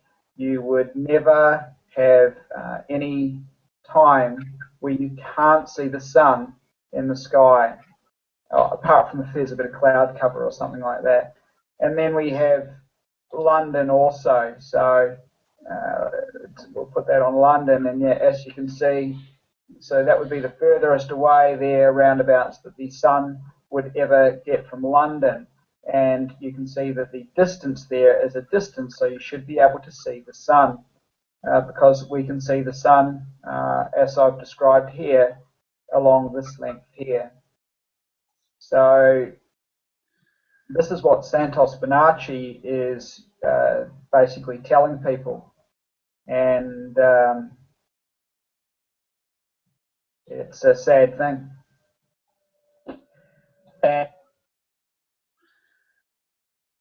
Brilliant. That's another nail in the Behave, Mav. Pretty close. It makes perfect sense to me anyway. Can you find any flaw with the logic there, Laurie? No, because it doesn't work that way. I mean, no, I can't find any flaw in the logic because he showed us mathematically what would have to be happening according to what Santos was saying. And Santos is not being targeted. He's not the only one saying that. A whole bunch of people are saying that, and they're making models and maps like that. I see flaws in the logic. All right. Plenty of flaws in that logic. And actually, again, this is the video that I should have had rendered, but I got to restart it. It's such a pain. But the light from the sun is not propagating or traveling equally in all directions. Where a tiny observer on the ground, calculate and mathematically reckon the sun to be, is not necessarily where the actual source of light is. There appears to be, and actually there's good evidence for, an electromagnetic vortex emanating from the very center of the map, which appears to be at the North Pole and directly beneath the North Star Polaris. That's the way that it appears.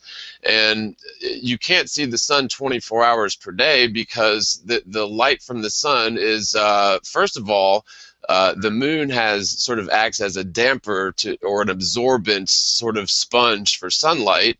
But more importantly, you have these electromagnetic flux lines and literally ionized plasma tubes running north to south, running meridianally, but they end at the north. They go down into this vortex at the very north. And so it makes perfect sense why you wouldn't have 24-hour daylight. And so the logic of that video is totally demolished when you consider the fact that, the latitude and longitude lines are just simply observations of sunlight, which is, it's not an accurate thing that you can measure inside this little beer bottle where somebody's putting a laser pointer in on you. But John, he's basing it on Santos saying the sun's traveling in a circle, not in a straight line, in a circle. Well, the sun could be actually, I believe the real light from the sun could be totally stationary and just pivoting in different radiuses throughout the year. And here, us underneath these series of lenses are seeing all sorts of wild things occurring by the sun, when in fact you've got a distant source of light that's totally unseen, that we may never understand or behold, that's just basically passing through these different layers of our atmosphere and leaving us confounded because, perhaps some things are left to be met unknown. But to say that that because we really don't understand what's going on with the sun, then therefore, we live in Pac-Man land, no offense, but where it's either a globe or it's Pac-Man land, or it seems as if everything's oriented around these imaginary lines, which I believe the southernmost, let's say the Arctic Circle, the southernmost imaginary line is just that, an imaginary line. And beyond that, I've never seen any evidence that it stops beyond that. In fact, if you look at far south weather balloon footage, I don't see the horizon, dropping off in a crescent shape towards the south. I see it as eye level in all directions. So, sort of went off on a tangent there, but yeah, let's let Kristen finish her. She was the one that asked us to show the Santos Bonacci film. So let's let her finish why she wanted us to do that. Sure. I totally lost my thoughts. I'm so sorry. I had two things I definitely wanted to say, but I kind of lost it there. Maybe. Well, my understanding of it. I do need to comment for sure. Just please come back to me in a minute. Okay. Right. My interpretation of that is you dropped off at on the presentation. You dropped off at the end of the international date line, and your theory, or that there is a time change that is more than just an hour on a clock. So continue. Yes, well, if you're traveling one way, you gain an hour, and if you're traveling the other way, you lose an hour for every 15 degrees of longitude. So when you get to the international dateline, 180 degrees, that's 12 hours, then one direction would have lost 12 hours and one direction would have gained 12 hours. So to bring it back into equilibrium, you either gain or lose a day when you pass over the international dateline. And this is based on what? A 24-hour day of traveling across.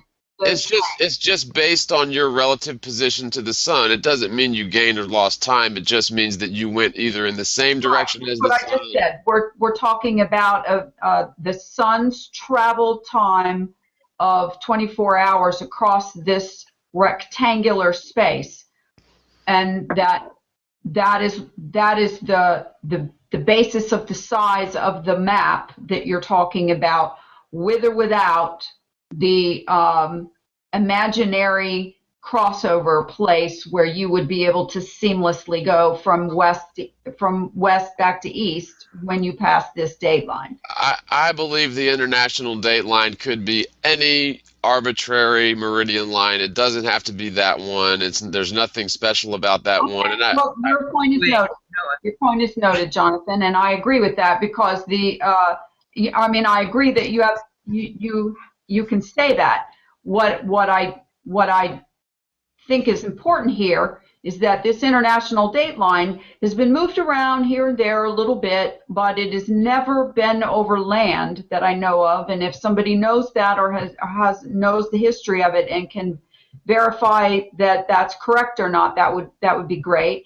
But also the fact that prior to the first recorded circumnavigation of the Earth, there was no such thing, or nothing ever spoken of an international dateline or anything about this cryptic passage of one day to the next when you cross this line. And the reason why I have to bring that up is because at that particular time, here's where we are today versus where they were then. Okay, where they were then was a bunch of guys in an old wooden boat, trying to explore the world. Now, if we wanted to prove this point, or to try to achieve more clarity on this point, what if we had 4 great big battleships that could easily be seen from each other, traveling in a straight but staggered line from left to right, one further ahead than the other, and boat A crossed this imaginary line, and then you have to ask yourself, now here's me being a philosopher or whatever, but would the next 3 boats see it disappear, or would they still see it going? And then when the other 2 were moving forward, would the ones behind them see them, or would the ones before them see them? So we're saying, with regards to the camouflage thing, this imaginary line is not most likely physical in any way, meaning, boat 1 will probably see 2, 3, and 4, and vice versa when one of them would cross this line. Obviously, this is one of those things where my curiosity says, dang, why can't we go try it? All right. So there you go. Okay, well, for instance, it's real easy to say from talking about philosophy, like from a philosophical standpoint, that time is a construct of man. I used to think the same, and now I've started to reevaluate that concept over time. I always continue to reevaluate ideas, and keep open to new possibilities. And so I wanted to just put it out to you, John, that I hope you will reconsider the international dateline, and also what I'm saying about, see, if the sun has to go faster on that southern circuit. If we're on a circle, we know this, right? But it's not necessarily. Not if there's a distant, stationary, unseen source of light that's merely pivoting. But anyway, I mean, we chart the passing of 24 hours by the sun. It's not this arbitrary thing, really. We chart the passing of time by it. So for the time zones to be, 500 miles at the narrow end and 1,000 miles at the wide end, presents other problems with time and distance. It's not, I don't think people have fully thought this through, and I'm not sitting here pretending to have figured it out either, but I'm able to see the questions that are not answered yet by this model that we've been handed, okay? So I just need to point there. I need to go back, though, to what I was going to say earlier, because trying to make a habit of if somebody you know, has a lot to say, I need to just make the bullet points of what I'm thinking I need to jump in and add in, you know, so that I don't lose my thought. So I'll try to get better at that as I go. But a couple of things to what we were talking about earlier. I've looked into how does light really work, and I know that, John, that's something you're really looking at too. And you know, so this is not to step on your toes, but I sent you a video. I don't know if you caught it because I know you get such an influx of stuff, and you know. But this How Light Works video was, for me, revelatory because it points to a very simple fact, which is seriously, you know, not something we think about. And it's just another basic thing we never really think about, but so easy to see when it's pointed out. This guy, I believe his name is, I'm probably going to mess up his last name. I want to say Peter Lindemeyer. I'm not sure. And he's sort of along the lines of Eric Dollard in where his focus is of work.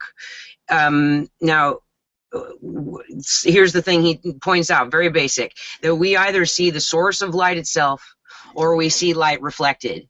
We do not see light itself.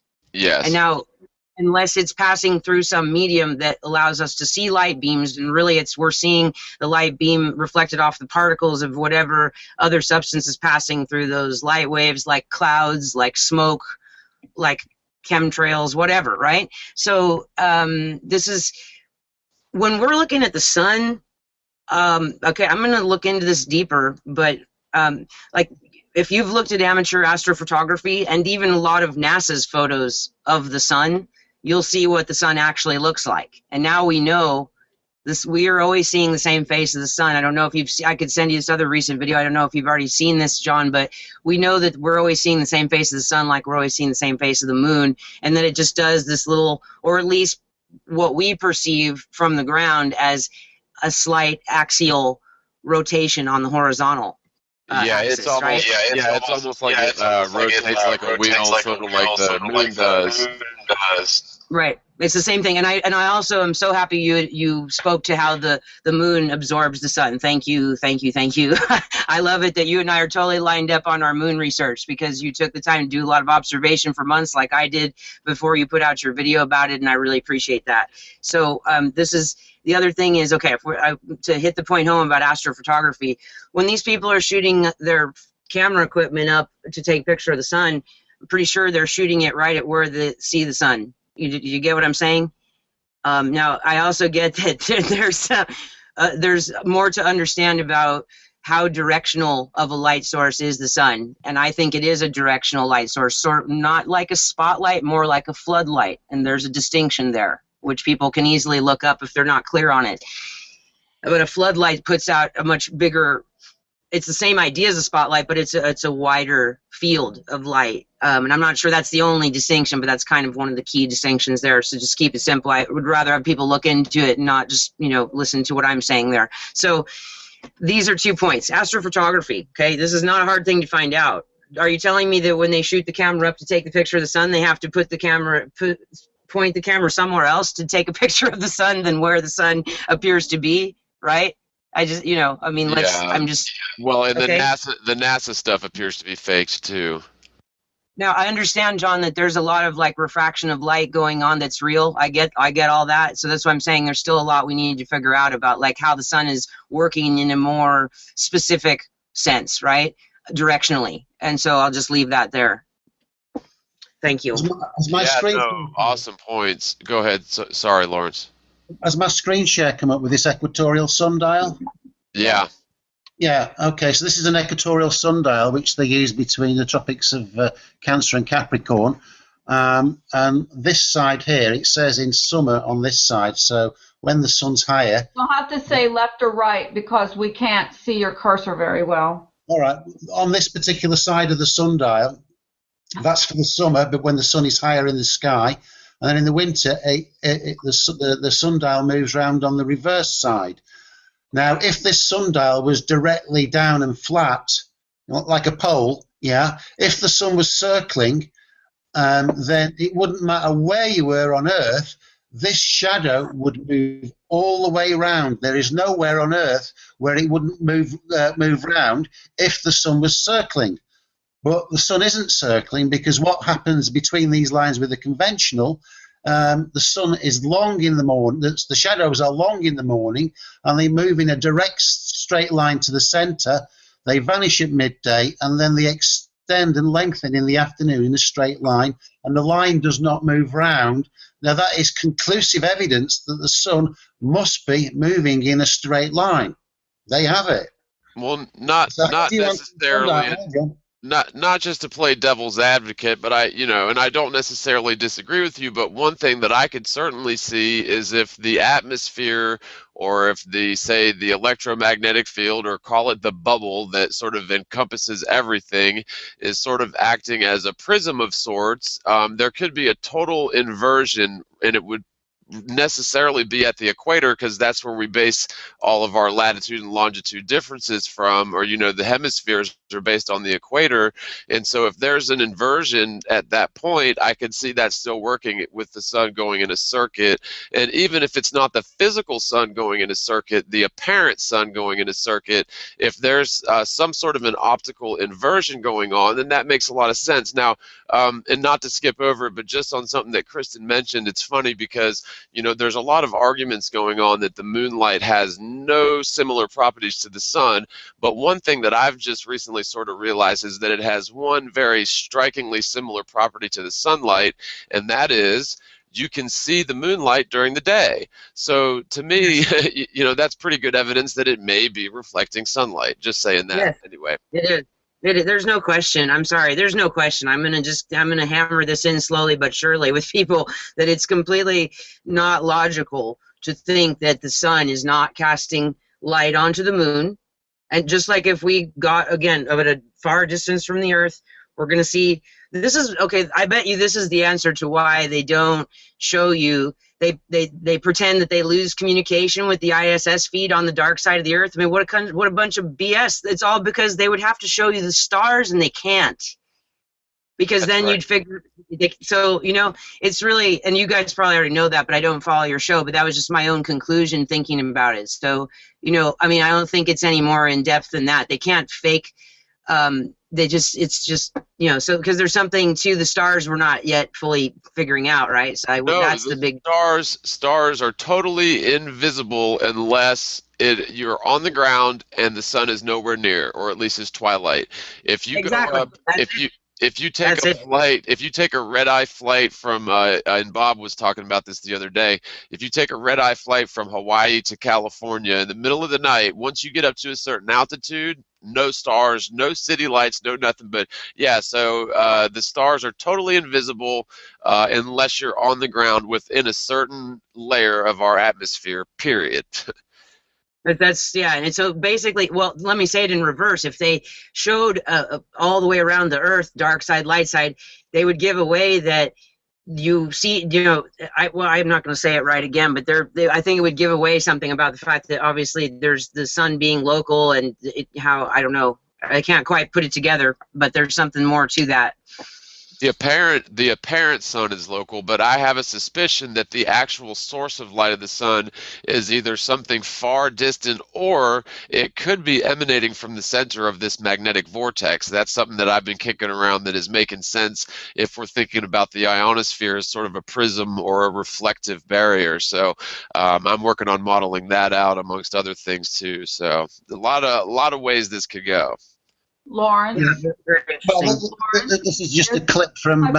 are you pretty close to having concluded where you are up to Let me just make this point here. So that we can switch gears and right. talk, not be on your... This is the depiction on the AE map, yeah, and a circle depicting the sun.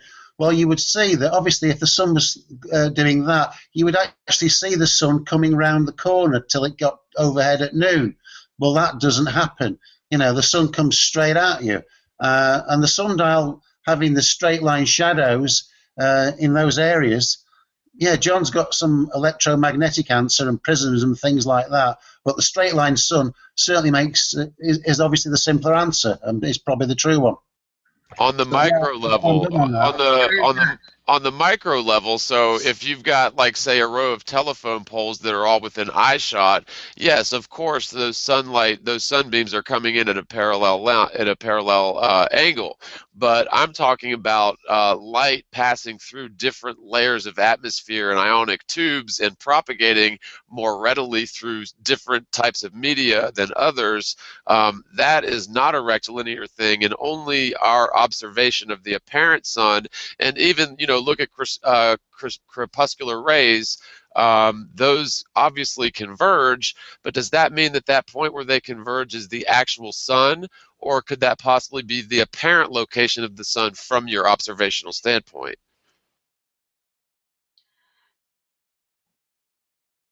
Does that Okay. make sense? Kinda. Usually when you put that many words together in one paragraph, I have to go back and John, listen. that's your explanation, but could you make a model of it? Yeah, what I've done is, No, one Can you make talking. a Go ahead, model Lawrence. of sundials where the sun is traveling in a straight line? Sorry, the sun is circling, but causes no going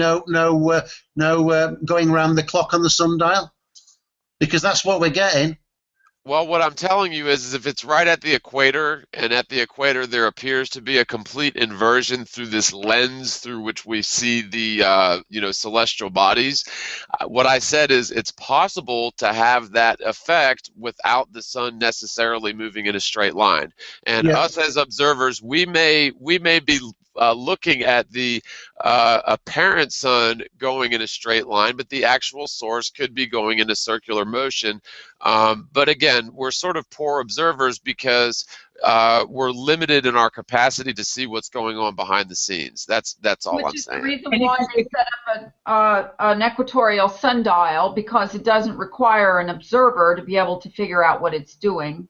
Well, if you assume that light is only just this spotlight down thing, which I disagree with, and in fact, you said, could I model this? I'm working on it, and in fact, the video that I should have been released today, but the video that I'm working on sort of goes into a little bit better explanation. It is sort of a complex thing to explain, but, I'm just theorizing. I'm not saying this is the truth, but, we're all allowed to have our own theories. Sure. None of us are doing that. None of us are doing that. As a matter of fact, I can reiterate right now that everything you're hearing is basically just listening to stream of consciousness research. This is, I asked Lawrence over all these months, he's been introducing things, and then we talk about them, or Kristen introduces, a thought, or John, you do, and then we don't really work it over very well. So that was why I asked Lawrence to please do a log, a timeline, so to speak, of the research and where he started and where he went. And I got on board with him very quickly because I was asking the same questions, like, why are we making up excuses for why things don't work on this AE map? Everything seems to work fairly well on, in the north on this AE map. But once we pass especially the equator, and start getting down to the Tropic of Capricorn, things suddenly don't work very well. Well, I don't believe in making excuses like, oh, those flights don't exist, or we don't really know because nobody's charted this or bought a ticket to that. For crying out loud, people, there actually are humans that live in the south, in the southern hemiplane, or whatever we want to call it, and they actually do fly in planes, and there actually is an airline called Qantas, and they actually do have planes that travel at about 500 or 550 miles an hour, and they do make these flights, and nobody has been able to prove otherwise, that this doesn't exist. The other thing is, the time. Laurie, can I just interrupt? Wait a minute. I've hardly said anything this entire show. This is amazing for me. Okay, so you just hush. Have you got my screen share? That's all I wanted to say. Have you got the screen share? I wasn't going to say much, but I'm say this. This excuse making is going to stop. because if there's 16 hours of sunlight in the northern hemisphere at such and such latitude, and in the southern hemisphere 6 months later the same exact amount of daylight it happens, why do you think they're screaming, well, that just proves a globe? Well, no, it doesn't prove a globe, but it sure doesn't help the AE map and this model, because unless somebody's willing to get out there and measure the speed of the sun in the southern versus the northern, then that sun has to go a hell of a lot faster to get around the same 24-hour circle that it does in the north when it's in the Tropic of Cancer. Go ahead, I'm done. And I guess Lawrence was first. I just wanted to quickly run through these. This is the Qantas fleet of aircraft, and I checked the maximum speeds and the cruising speeds of all of them. I haven't got any screen shares for that, but the fastest of any of their planes, top speed, which isn't cruising speed, they can't run at top speed all the time, the fastest speed of any of them is 650 miles an hour. And we had David Weiss saying again that he thinks these regular passenger jets can go over 1,000 miles an hour to explain the flight anomalies. Well, they don't. But when you go over the speed, get towards the speed of sound, the fuel consumption goes over the roof. And if planes could really travel that fast, then why aren't they flying that fast in the northern hemisphere as well? Why would it only be on those particular routes? Well, yeah, because anybody's going to want to get wherever they're going the quickest they can. So if planes routinely have to fly that fast in the southern, which gives me an opportunity at this point right now to go back to last week's show and apologize for a misconception that was my mind shifting from one gear to another gear without me announcing that I did that.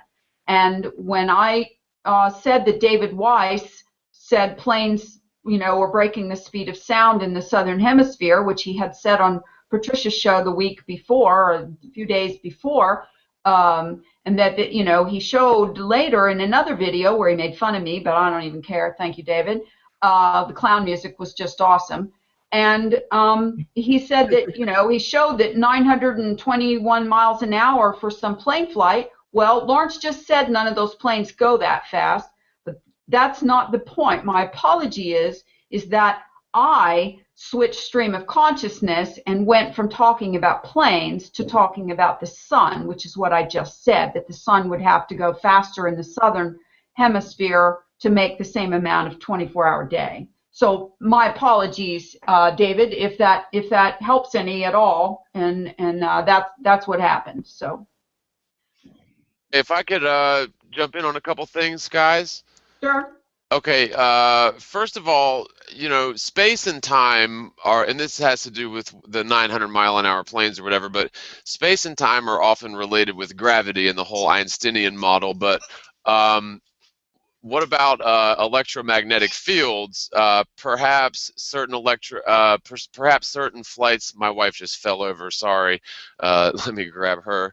Where was I? Let me see. I had actually jotted this down so I wouldn't lose my place. But perhaps certain flights are taking advantage of time lag, which is supposedly, caused in orbit due to velocity and gravity.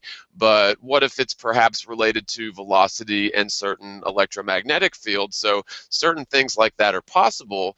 Now, another thing, just to sort of maybe reiterate the point that I made earlier in terms of the sun, because I had an issue with the sun accelerating in the southern summer and decelerating in the northern summer, but let me put it to you this way. Imagine yourself standing in a giant cone that's translucent and you really can't see out of it, but you're in a translucent cone, and say 50 feet above you there's a laser pointer that basically stays in the same point but just does little circles and then bigger circles and then bigger circles and bigger circles, and all going at the same speed, the same RPMs the whole time. What you're going to see inside of this cone is you're going to see that sun, that laser pointer, doing all sorts of 24-hour days, but moving much faster towards the bottom of the cone. And so what my point is that we don't necessarily have to associate the sun with a physical object that's doing loops and accelerating and decelerating, when in fact it could just be some sort of aberration or some sort of, I like to use the phrase apparent sun as opposed to the actual source of light. And so that's, sort of, hopefully that explains a little bit better where I was coming from with that. Well, we know the sun is a physical object, just like as much as the moon is a physical object. I mean, even if there's some sort of high advanced 3D hologram, there's a physical aspect to them nonetheless, in that they, we can take a picture of them and they have a spherical quality, a three-dimensional quality, as much as people can argue that they're just 2D, whatever.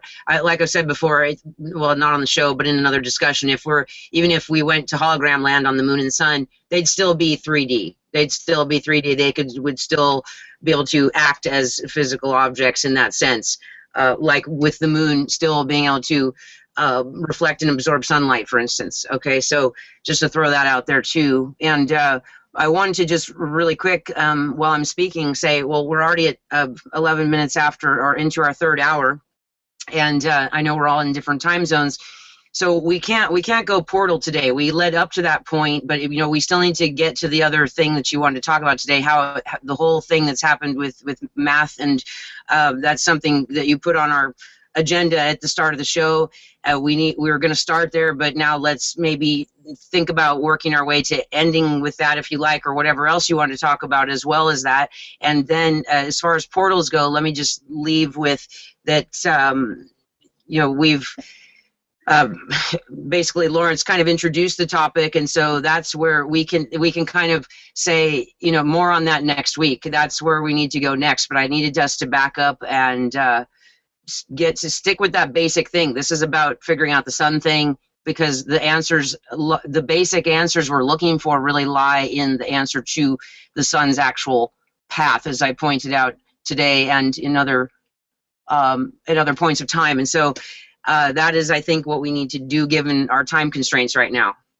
Yeah, and I'll just point out, in case Matt's listening, when she said that like it was put on the agenda, it wasn't put on the agenda by me, just saying, but I'm glad to talk about it because it needs to be discussed.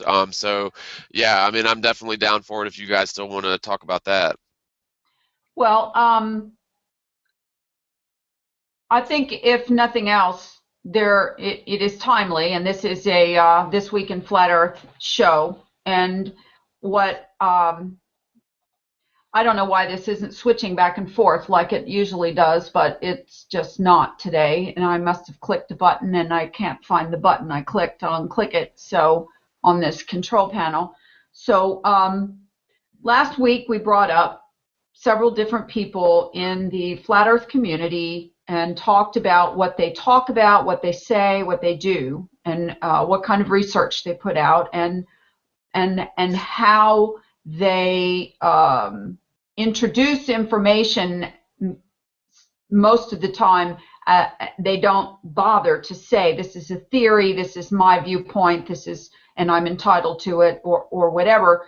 It's become sort of a natural thing for people to say.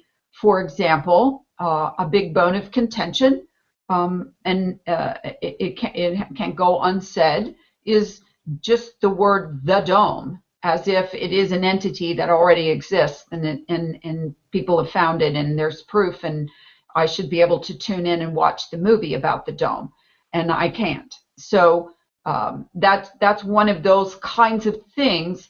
Or someone says, well, you know, blah, blah, blah. Just watch Mark's art. Jonathan, I'm not finished. I was just going to say, just watch Mark Sargent, but go ahead, I'm sorry. Okay.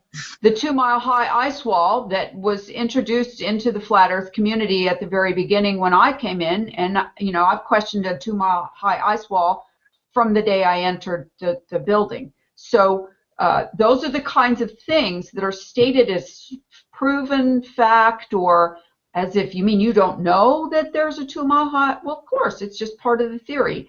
And these are the kinds of things that with these new people coming in, and now we have a reason to actually say with these new people coming in because of Tequila, Flat Earth has been in the news, B.O.B., Neil deGrasse Butthead, and it's in the mainstream news. It's on the Comedy Central. I mean, you don't get a whole lot more mainstream than that.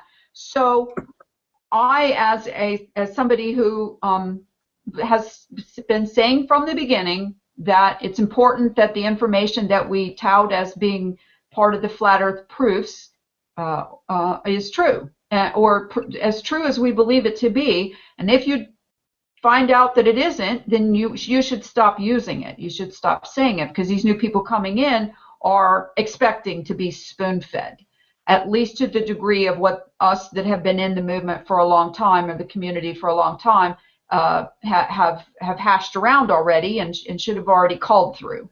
So last week we talked about different people, and we mentioned different things about what they've been saying, and one of those people was Math Powerland.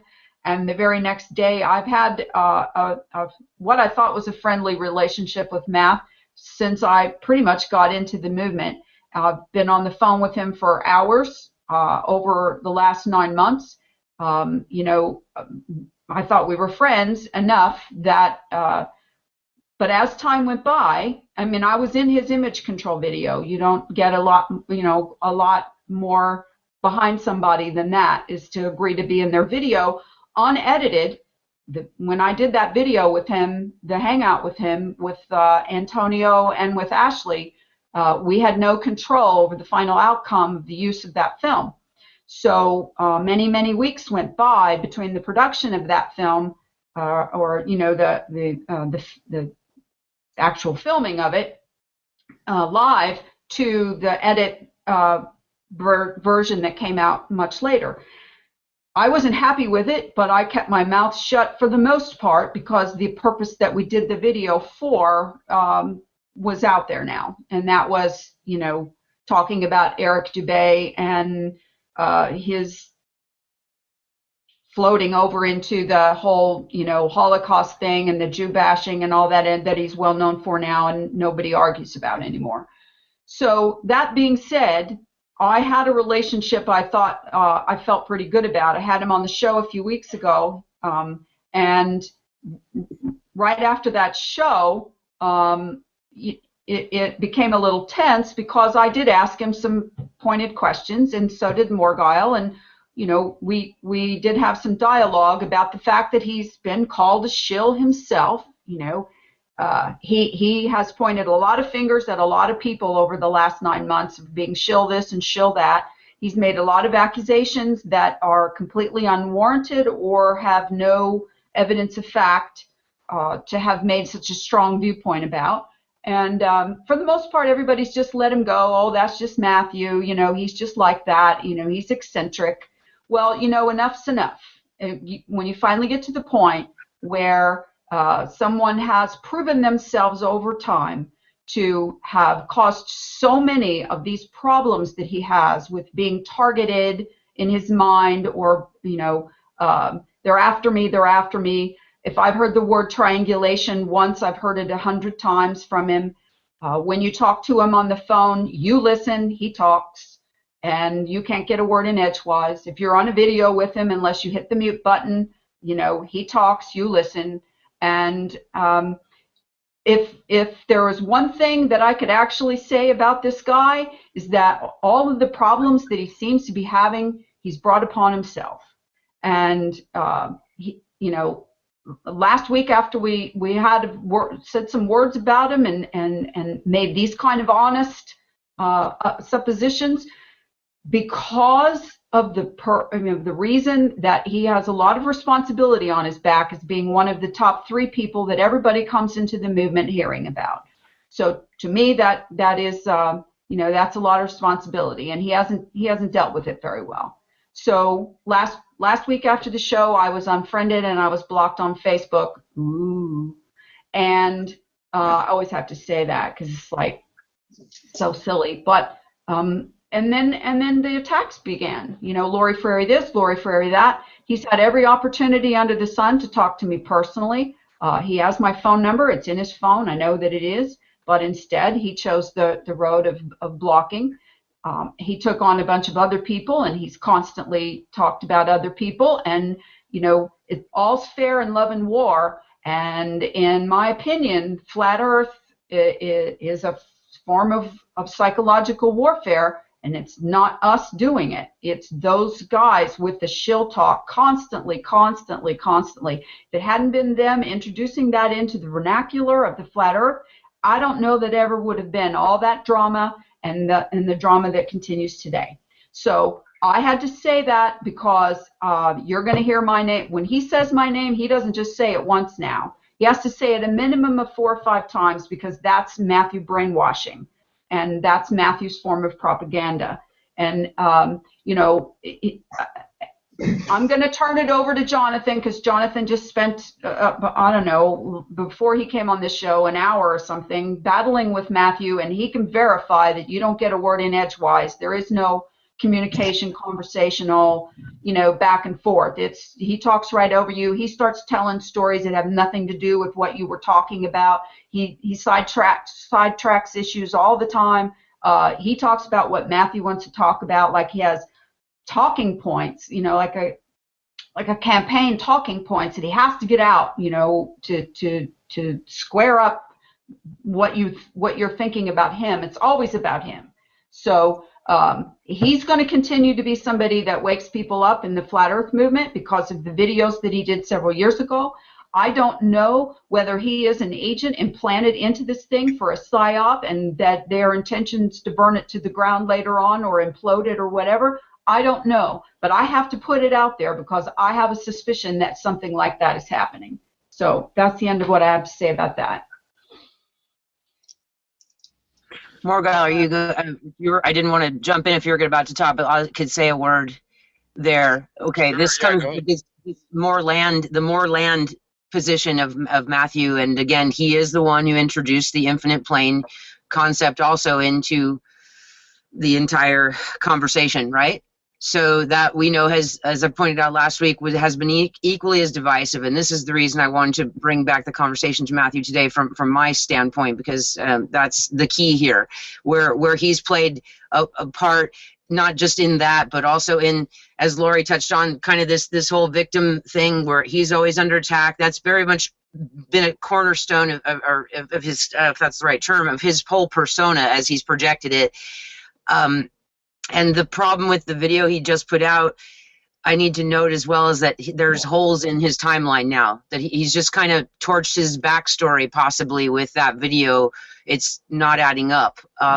So because, you know, he's saying there's these 8 months between when 9/11 happened and when he finds out the Earth is flat, but it doesn't add up with how did he work for NASA in between, because he tells you how he was out of work after 9/11 when his whole New York thing that was going on fell apart in the wake of that event. He was forced to go back to Montreal on the train that morning, if I followed that part right. Okay, and as he saw it, he needed to get on the train, whatever. He says he got on the train that left at it left 11 minutes after. I can't say it right. 11 minutes late. Yeah, I'm not. So there's 2 parts to that are just. It's just really. I mean, okay. I'm not saying the guy wasn't telling the truth there, but whatever. Okay, this is. There's holes in the timeline. How is it that he worked for NASA then in between? And he's telling you he took the acting job because he needed the money. Okay, and he doesn't. He tries to defend MTV. Excuse me. That video, they're throwing up hand signs, and it's totally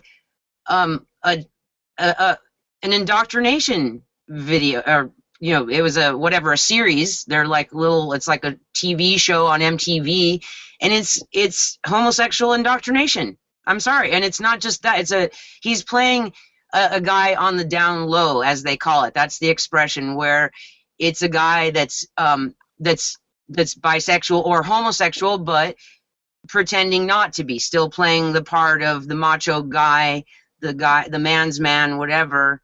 And you know, he predatorily goes after the other guy, trying to get sex out of him right away. They just meet, and he starts to do a very physical thing, and it's I realize he's playing a part he was given to play, but if he doesn't see the programming, he can't just say that was some innocent little, oh, it was a good director, a good part, whatever, and it gave. No, I'm sorry, my goodness, for as intelligent as he claims to be, if he didn't understand what the kind of indoctrination he was endorsing by playing that role, then he doesn't know as much as he claims to know about all the programming, all the things that are going on to control us in this kind of a matrix deal that we're stuck in with all of this constant programming that goes on.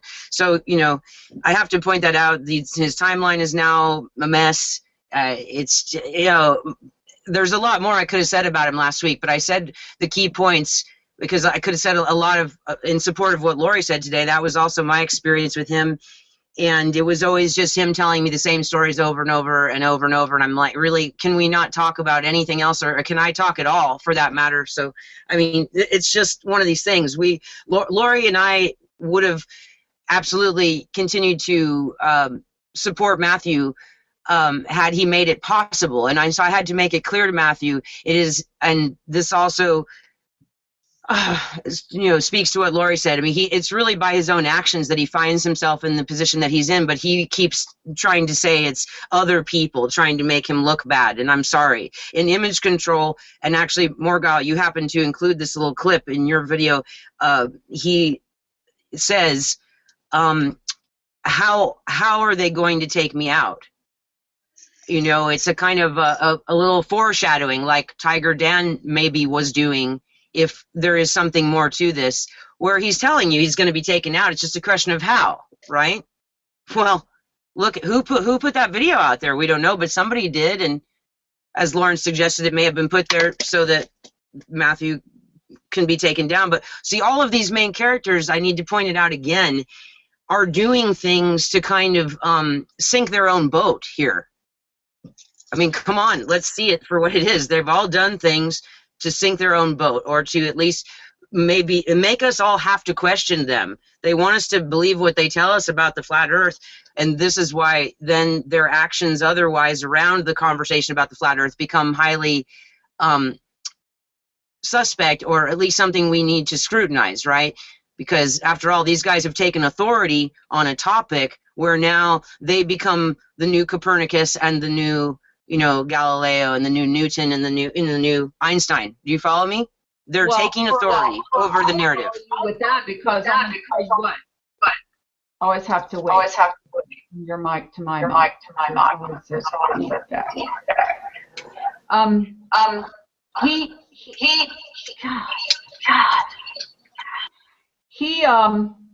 He's put himself in this position, but again, when someone comes after you and attacks you with lies, like he just did, in defending himself, he says, you know, Morgal doesn't have a job, Kristen doesn't have a job, Lawrence doesn't have a job, I don't have a job. He has a job. He has to go pour resin, or he has to, you know, go paint floors. Well, you know what?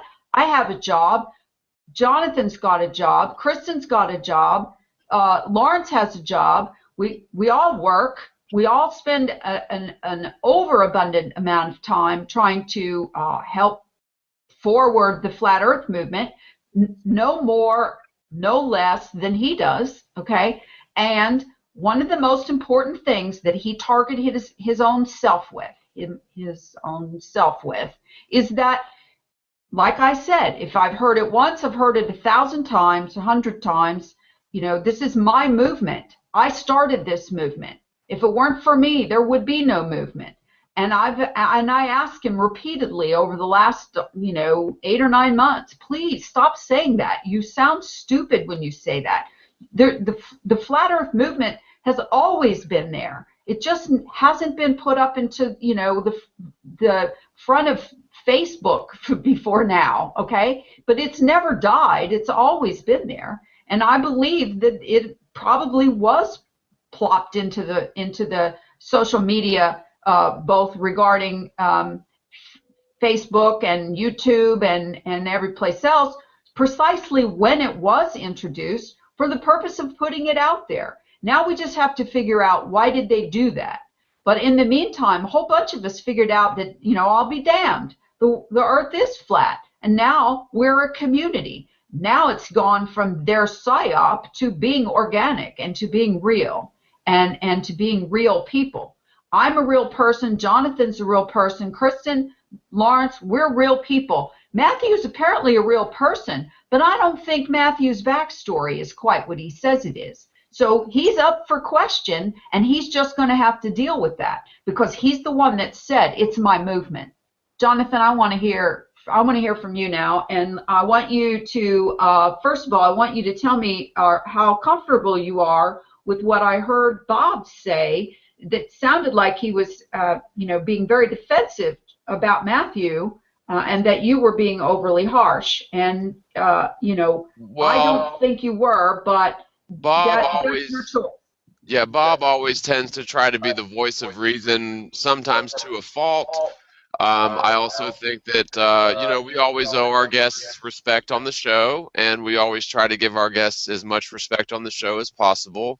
I don't agree with Bob on everything, although I do agree with him on some things, and this would happen to be something that I would disagree with him on because, I mean, first of all, I can make a video about whatever I want, and if Matt is, embarrassed of that, then that's one thing. But if he also says that he thinks it's something funny and it's a good script, then what's the big deal? Now, first of all, let me start by saying that Matt was actually the one responsible for waking me up, or at least nudging me in the right direction to ultimately become a flat earther. So I've always got, I've always respected him, and I've always got sort of a place in my heart for him, and I've always defended him.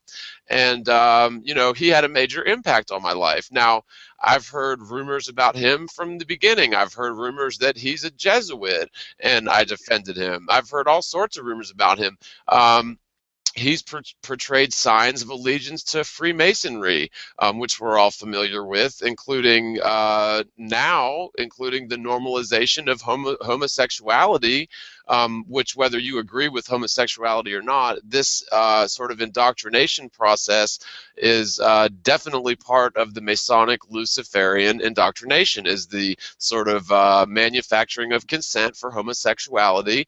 And I think that it's repulsive that children should be subject to any sort of sexuality. And I'm sorry, kids are going to see that. Kids had seen that, and I think that's a terrible thing. Now, the show that we had with Matt here on this show a few weeks ago, I thought that we were extremely courteous to him. He showed up fashionably late, and that was fine. And in fact, the only quote-unquote pointed question that I asked him was just simply out of curiosity was, what was it like to work with NASA or in conjunction with NASA? Now, he didn't answer the question, and I sort of let that slide. I wasn't there to rail the guy. I've sort of consider him almost as a friend or a peer, and I was glad to finally have met him. Furthermore, on the following show that you guys were sort of talking about all sorts of different people, I never said anything about him on that show either.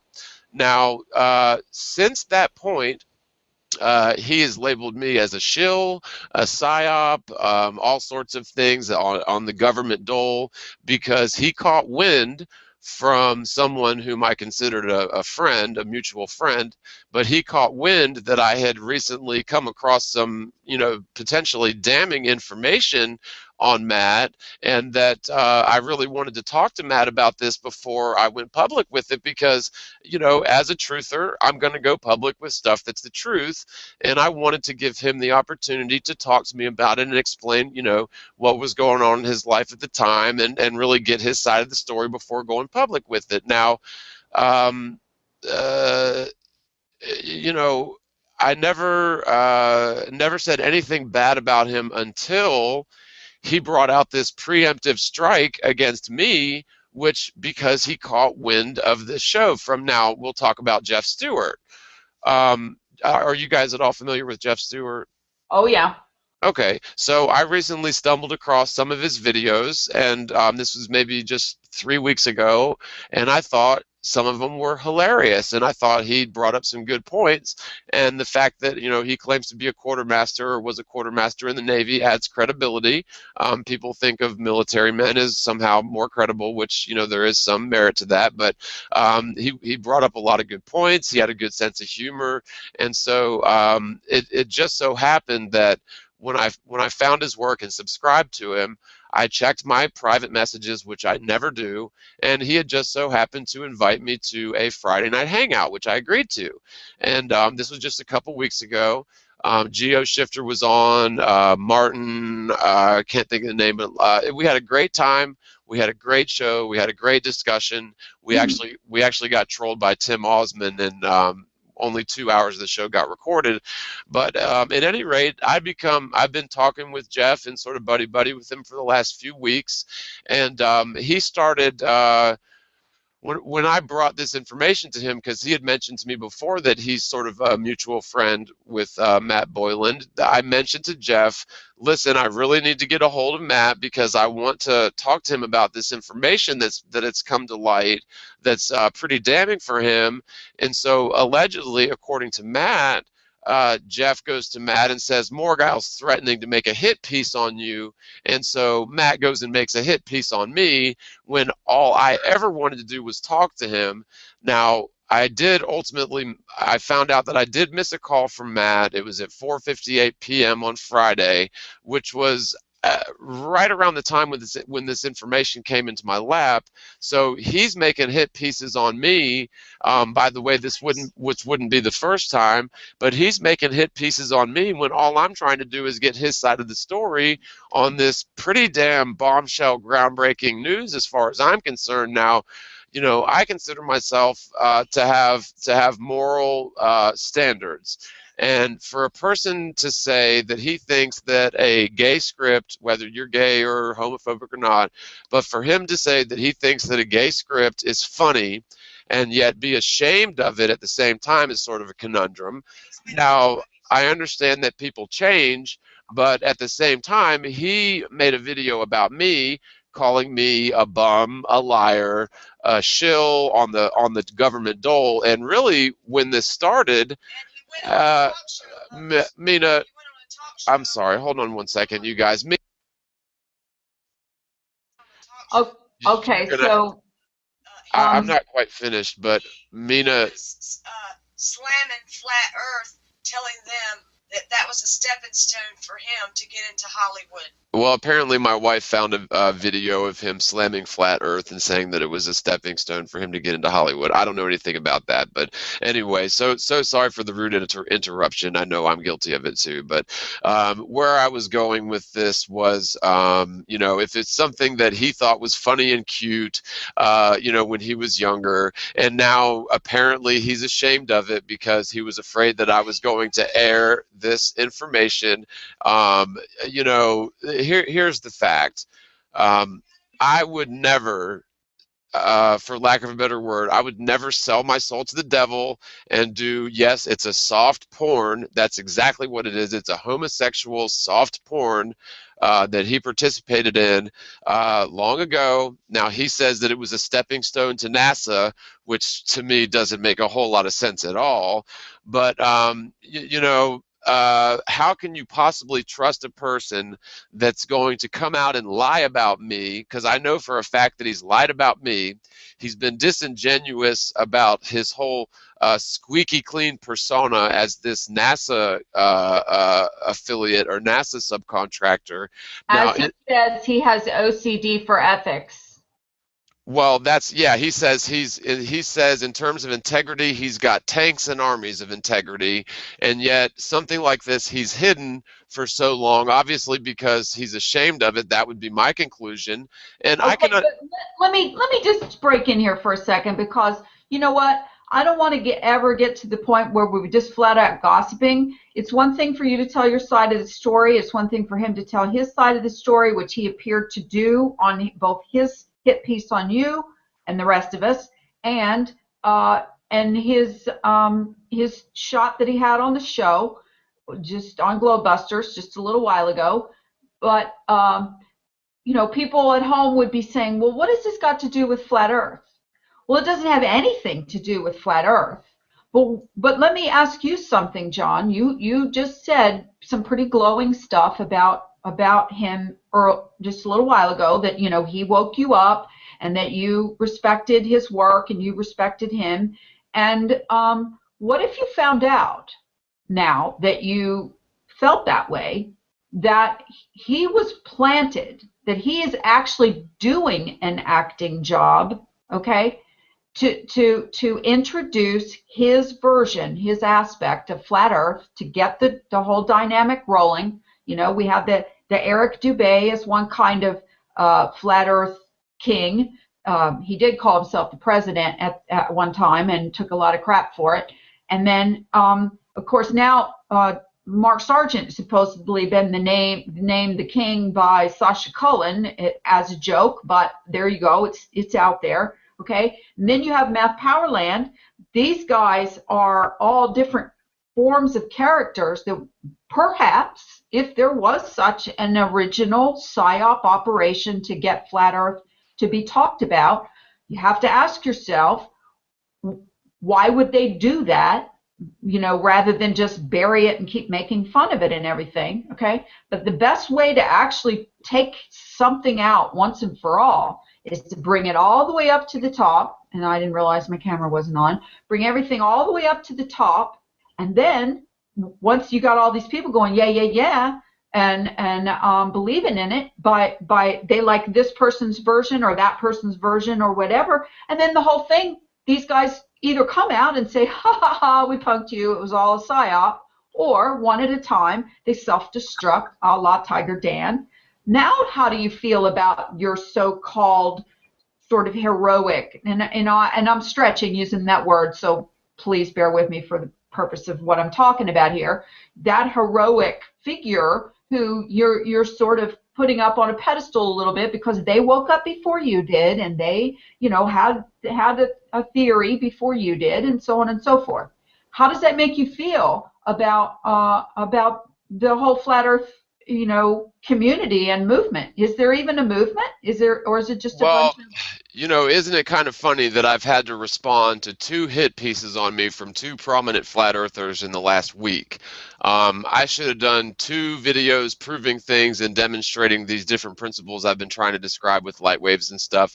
I should be done with that, but instead I'm having to defend myself against preemptive strikes and post-emptive strikes. But really, I'm really tired of being called a liar and a beggar and this and that. And so when things like that, you can attack my personal character, nobody ever attacks my evidence. And so to answer your question, it's a little bit disheartening to find that somebody that I had respected has lost a lot of my respect.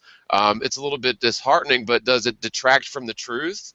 No, it really doesn't detract from the truth. The truth is always going to be the truth. But when you find out that somebody that you trusted is disingenuous and is to the narcissistic point that they would start attacking you for absolutely no reason. And in fact, the first time that he really started attacking me was a couple weeks ago when I posted a comment on Facebook. He had made a thread that basically stated that anyone who disagrees with chemtrails is a shill paid government psyop. I saw that. He sort of explained it away on the show tonight, but my theory, and I stand by my theory 99% sure, I'm almost positive, that instead of all of those planes spraying us with deadly chemicals, they're simply using the modified version of the Winnipeg carburetor, which runs internal combustion engines on nothing more than water vapor and oxygen. And so if the airlines are actually running their engines on water, they're not going to tell us. They'd rather fear porn us, and they'd rather keep selling us gasoline at $1 to $5 a gallon. So, well, that also doesn't cover what so many people who track and follow chemtrails are very obviously aware of, and myself included. There's a lot of chemtrails going over, a lot of what looks like planes going over, making zigzags in the sky that is not normal air traffic.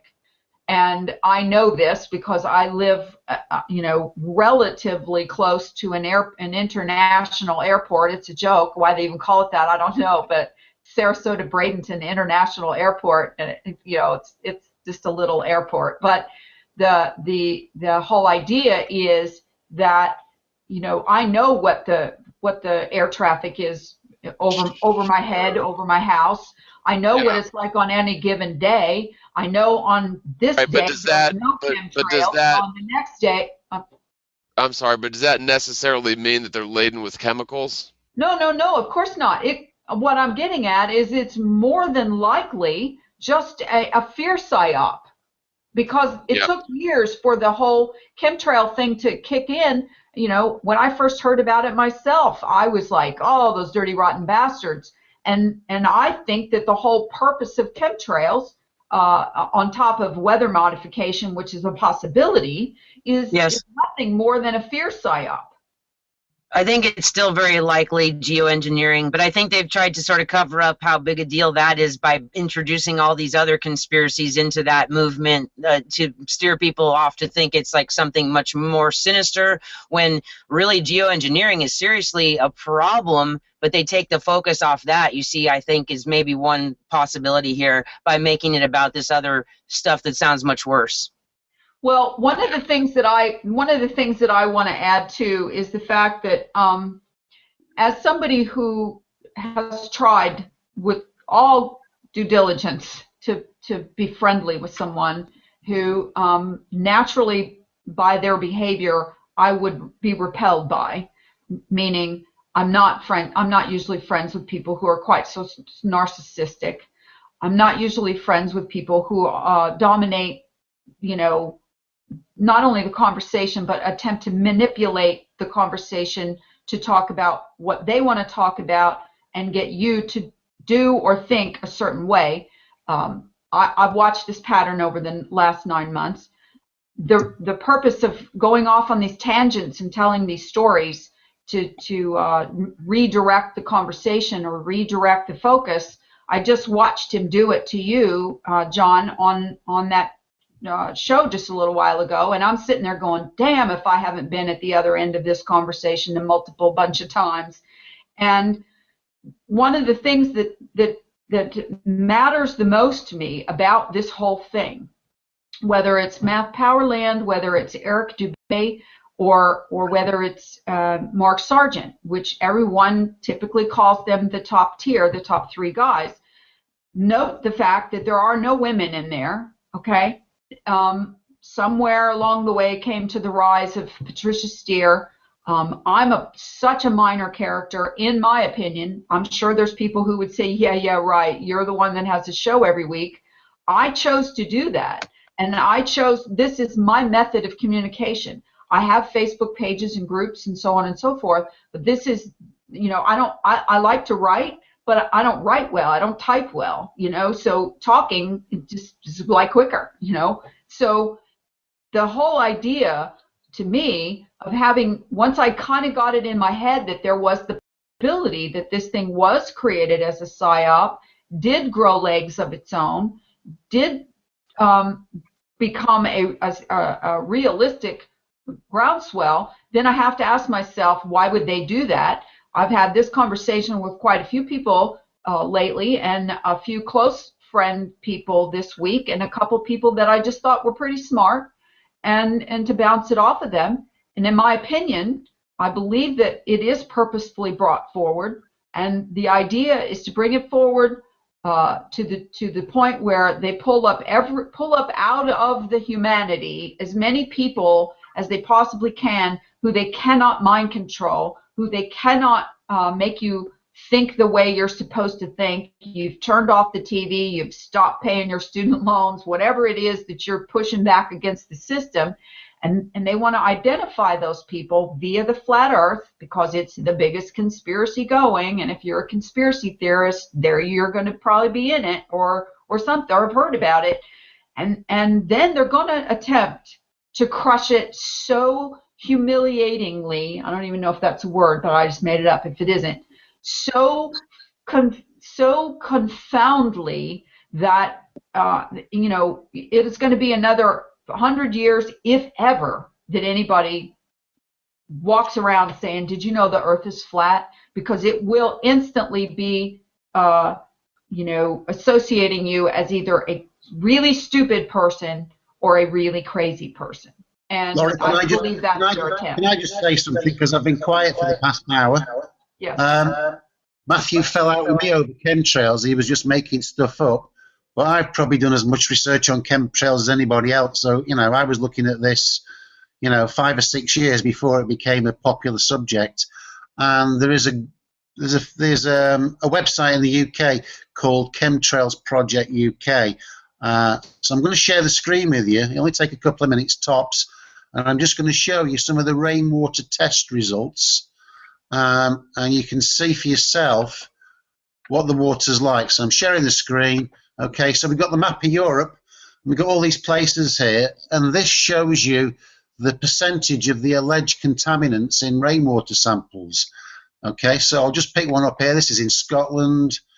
There we go. Aluminium, 20 parts per billion. Barium, under 10 parts per UG, which is a billion. Strontium, under 0.1. Titanium, under 0.1 mg. Manganese, iron, copper, zinc, arsenic, sulfate. These are all sort of at microscopic levels, and they're all well within the water safety limits. So they've done a couple in Europe. You can pick some over the polluted areas, and they're a little bit higher.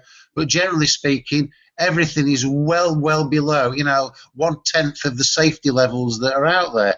So if they're spraying these chemicals, where are they? They're not showing up in the water results. Now, any of you who are interested in testing the water for yourself, it's an expensive job, testing it for all different things. But what you can get, and you can buy one for about $10, you can buy what's called a TDS. TDS, it's a total dissolved solids meter, and you just dip it in a rainwater sample, and it will tell you what the percentage is. And typically it comes out at something like 8 parts per million, whereas tap water is as often as much as 400 parts per million. So the tap water is disgusting stuff, and once you've stopped drinking it, I can't touch it now because you can smell the chlorine. It makes me feel sick. So I won't touch the regular tap water. It's pretty disgusting stuff. But the evidence. I want everybody drinking distilled.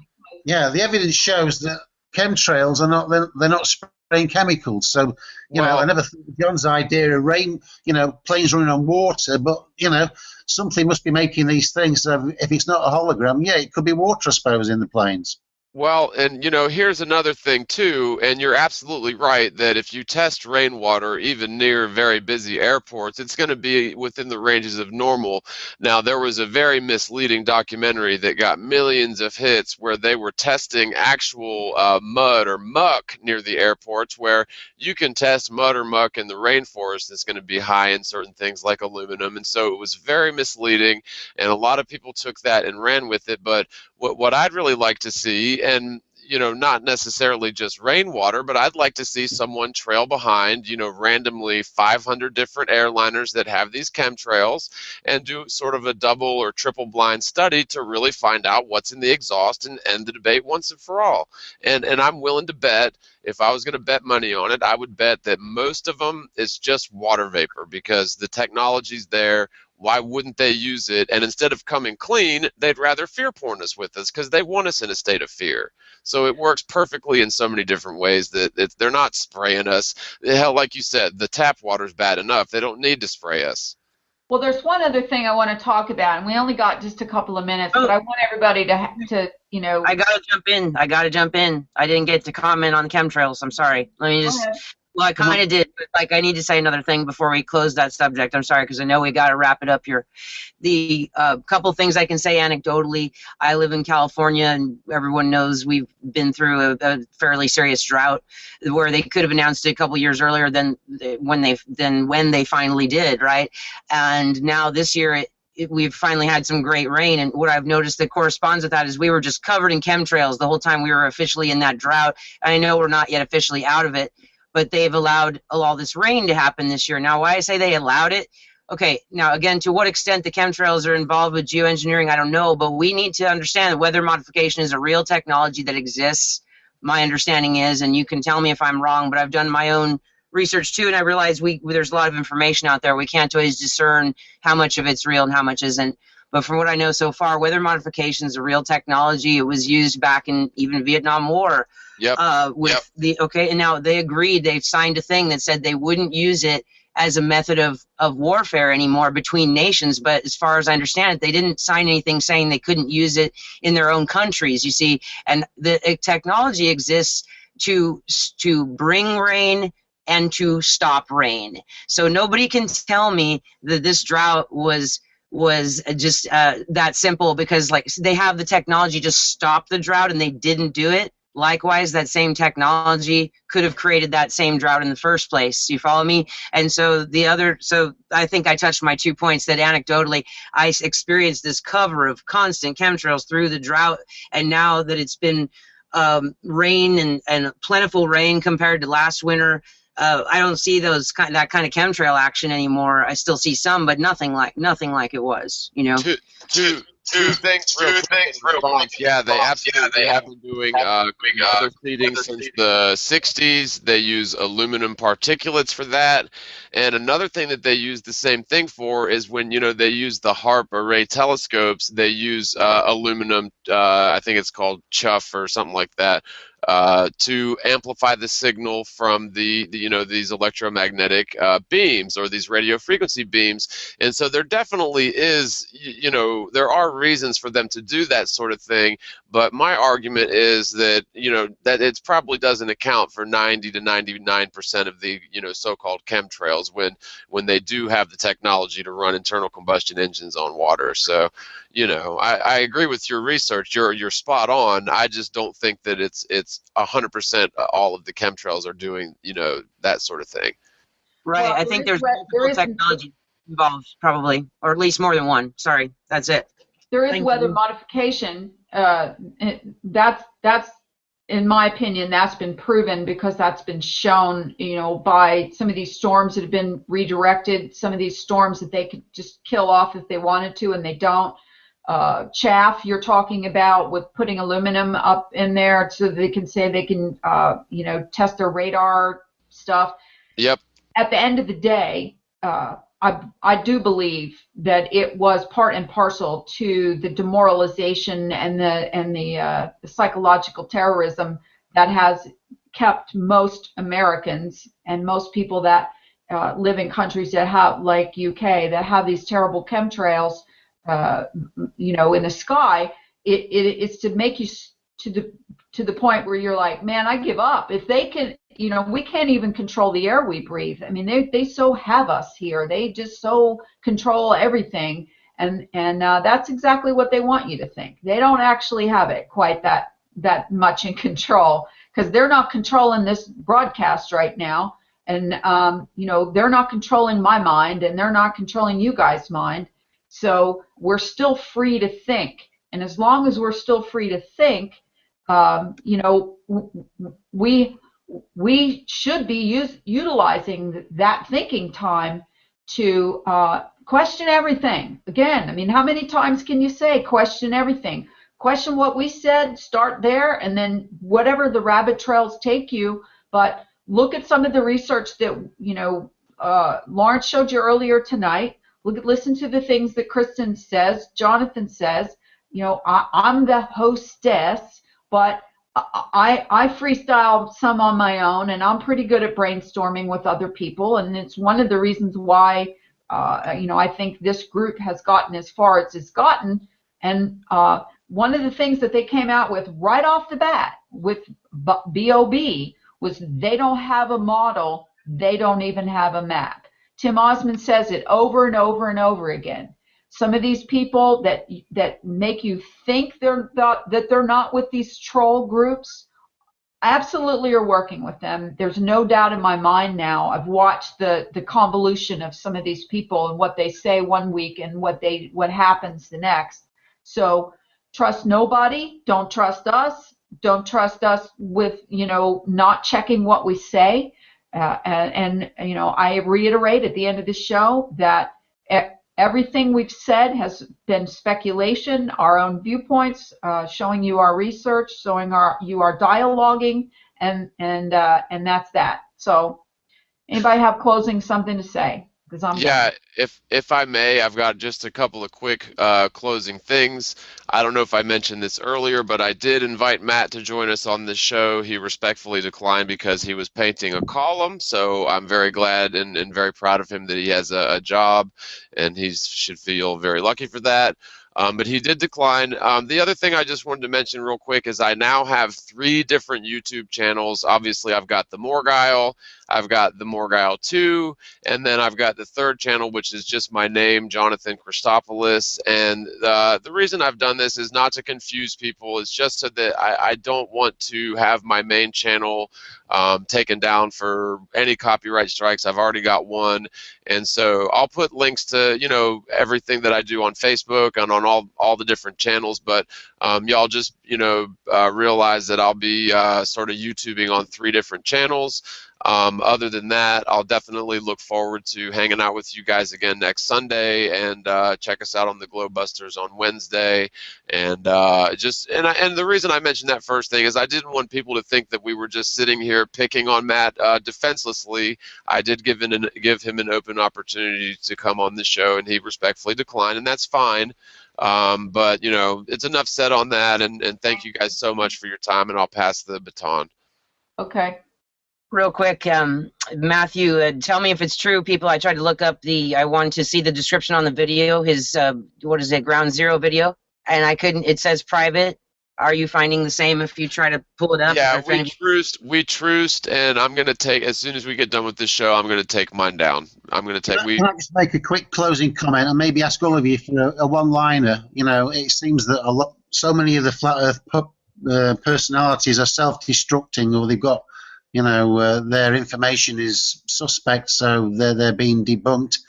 By the time this gets to mainstream in a bigger way, who do you think is going to be left to be spokesperson for the Flat Earth if so many more of these characters are no longer with us and they've fulfilled their role? Who do you think is going to be left to speak for us?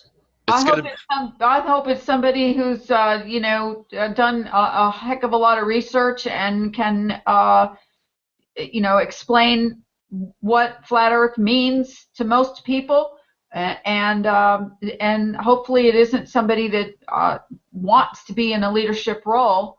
But I don't think we're going to have any choice over who that spokesperson is. I think the media is going to select them for us. They are. Yeah, they want to try to kill it in the media, it looks like, before it would ever get to a serious discussion or debate with a bona fide flat earther, because we need to see, it's been set up already that Mark Sargent may likely have that debate he keeps saying he wants to have with Tyson, and that's where this whole thing will get flipped into a mockery, and all the people that you thought gave you a reasonable model will fall away. So Yep. let's just not be shocked when it happens, but we need to warn people that on this, like, Mark, sorry I missed what you said there, Lori. Let me say this last thing. Mark actually has always pushed Matthew's video on his whole, like, insider NASA party story where he was just told about the flat Earth, right? He always pushes that video. So does Patricia. Yeah. You know, Eric and really has more hits on that video than Matthew does, I think, or something. And thank you. Yes, I did. Yeah, I didn't want to mention it, but see, they've all cross-promoted each other very well, haven't they? Mm-hmm. There's something to it where, you know, I'm just saying, I need to point it out. It's like the WWF, you know, Hulk Hogan and Andre the Giant, you know, they sure put on a big spectacle, but at the end of the show, they go and have a beer, potentially. You know, my answer, and not to interrupt, but my answer to the question is, I think the leader of this movement should be the people, and I think it should be the people who understand it. I think neither Mark Sargent, nor Eric Dubay, nor Matt Boylan, nor me, nor any of us, I don't think there should be any one leader. This world belongs to everybody, and I think that if we could frickin' act a little bit unified and find our common ground instead of finding, you know, making attack pieces and response videos, and I'm guilty of it. We're only human, and I will take that down because we truced, and I'm capable of you know, setting aside our differences and calling a truce. But at the end of the day, you know, to answer the question, I think that the leader of this movement should be the people, and I don't mean the elected officials. I mean the actual people. I hope not. All right, you guys, we got to go. It's 9:03, and we're trying to keep it to 3 hours, and I hope that this doesn't get cut off. So thanks, you guys, once again, and we'll be back next Sunday. Same bat time, same bat channel, and good night, everybody. Peace out. Thanks, everyone. Good night.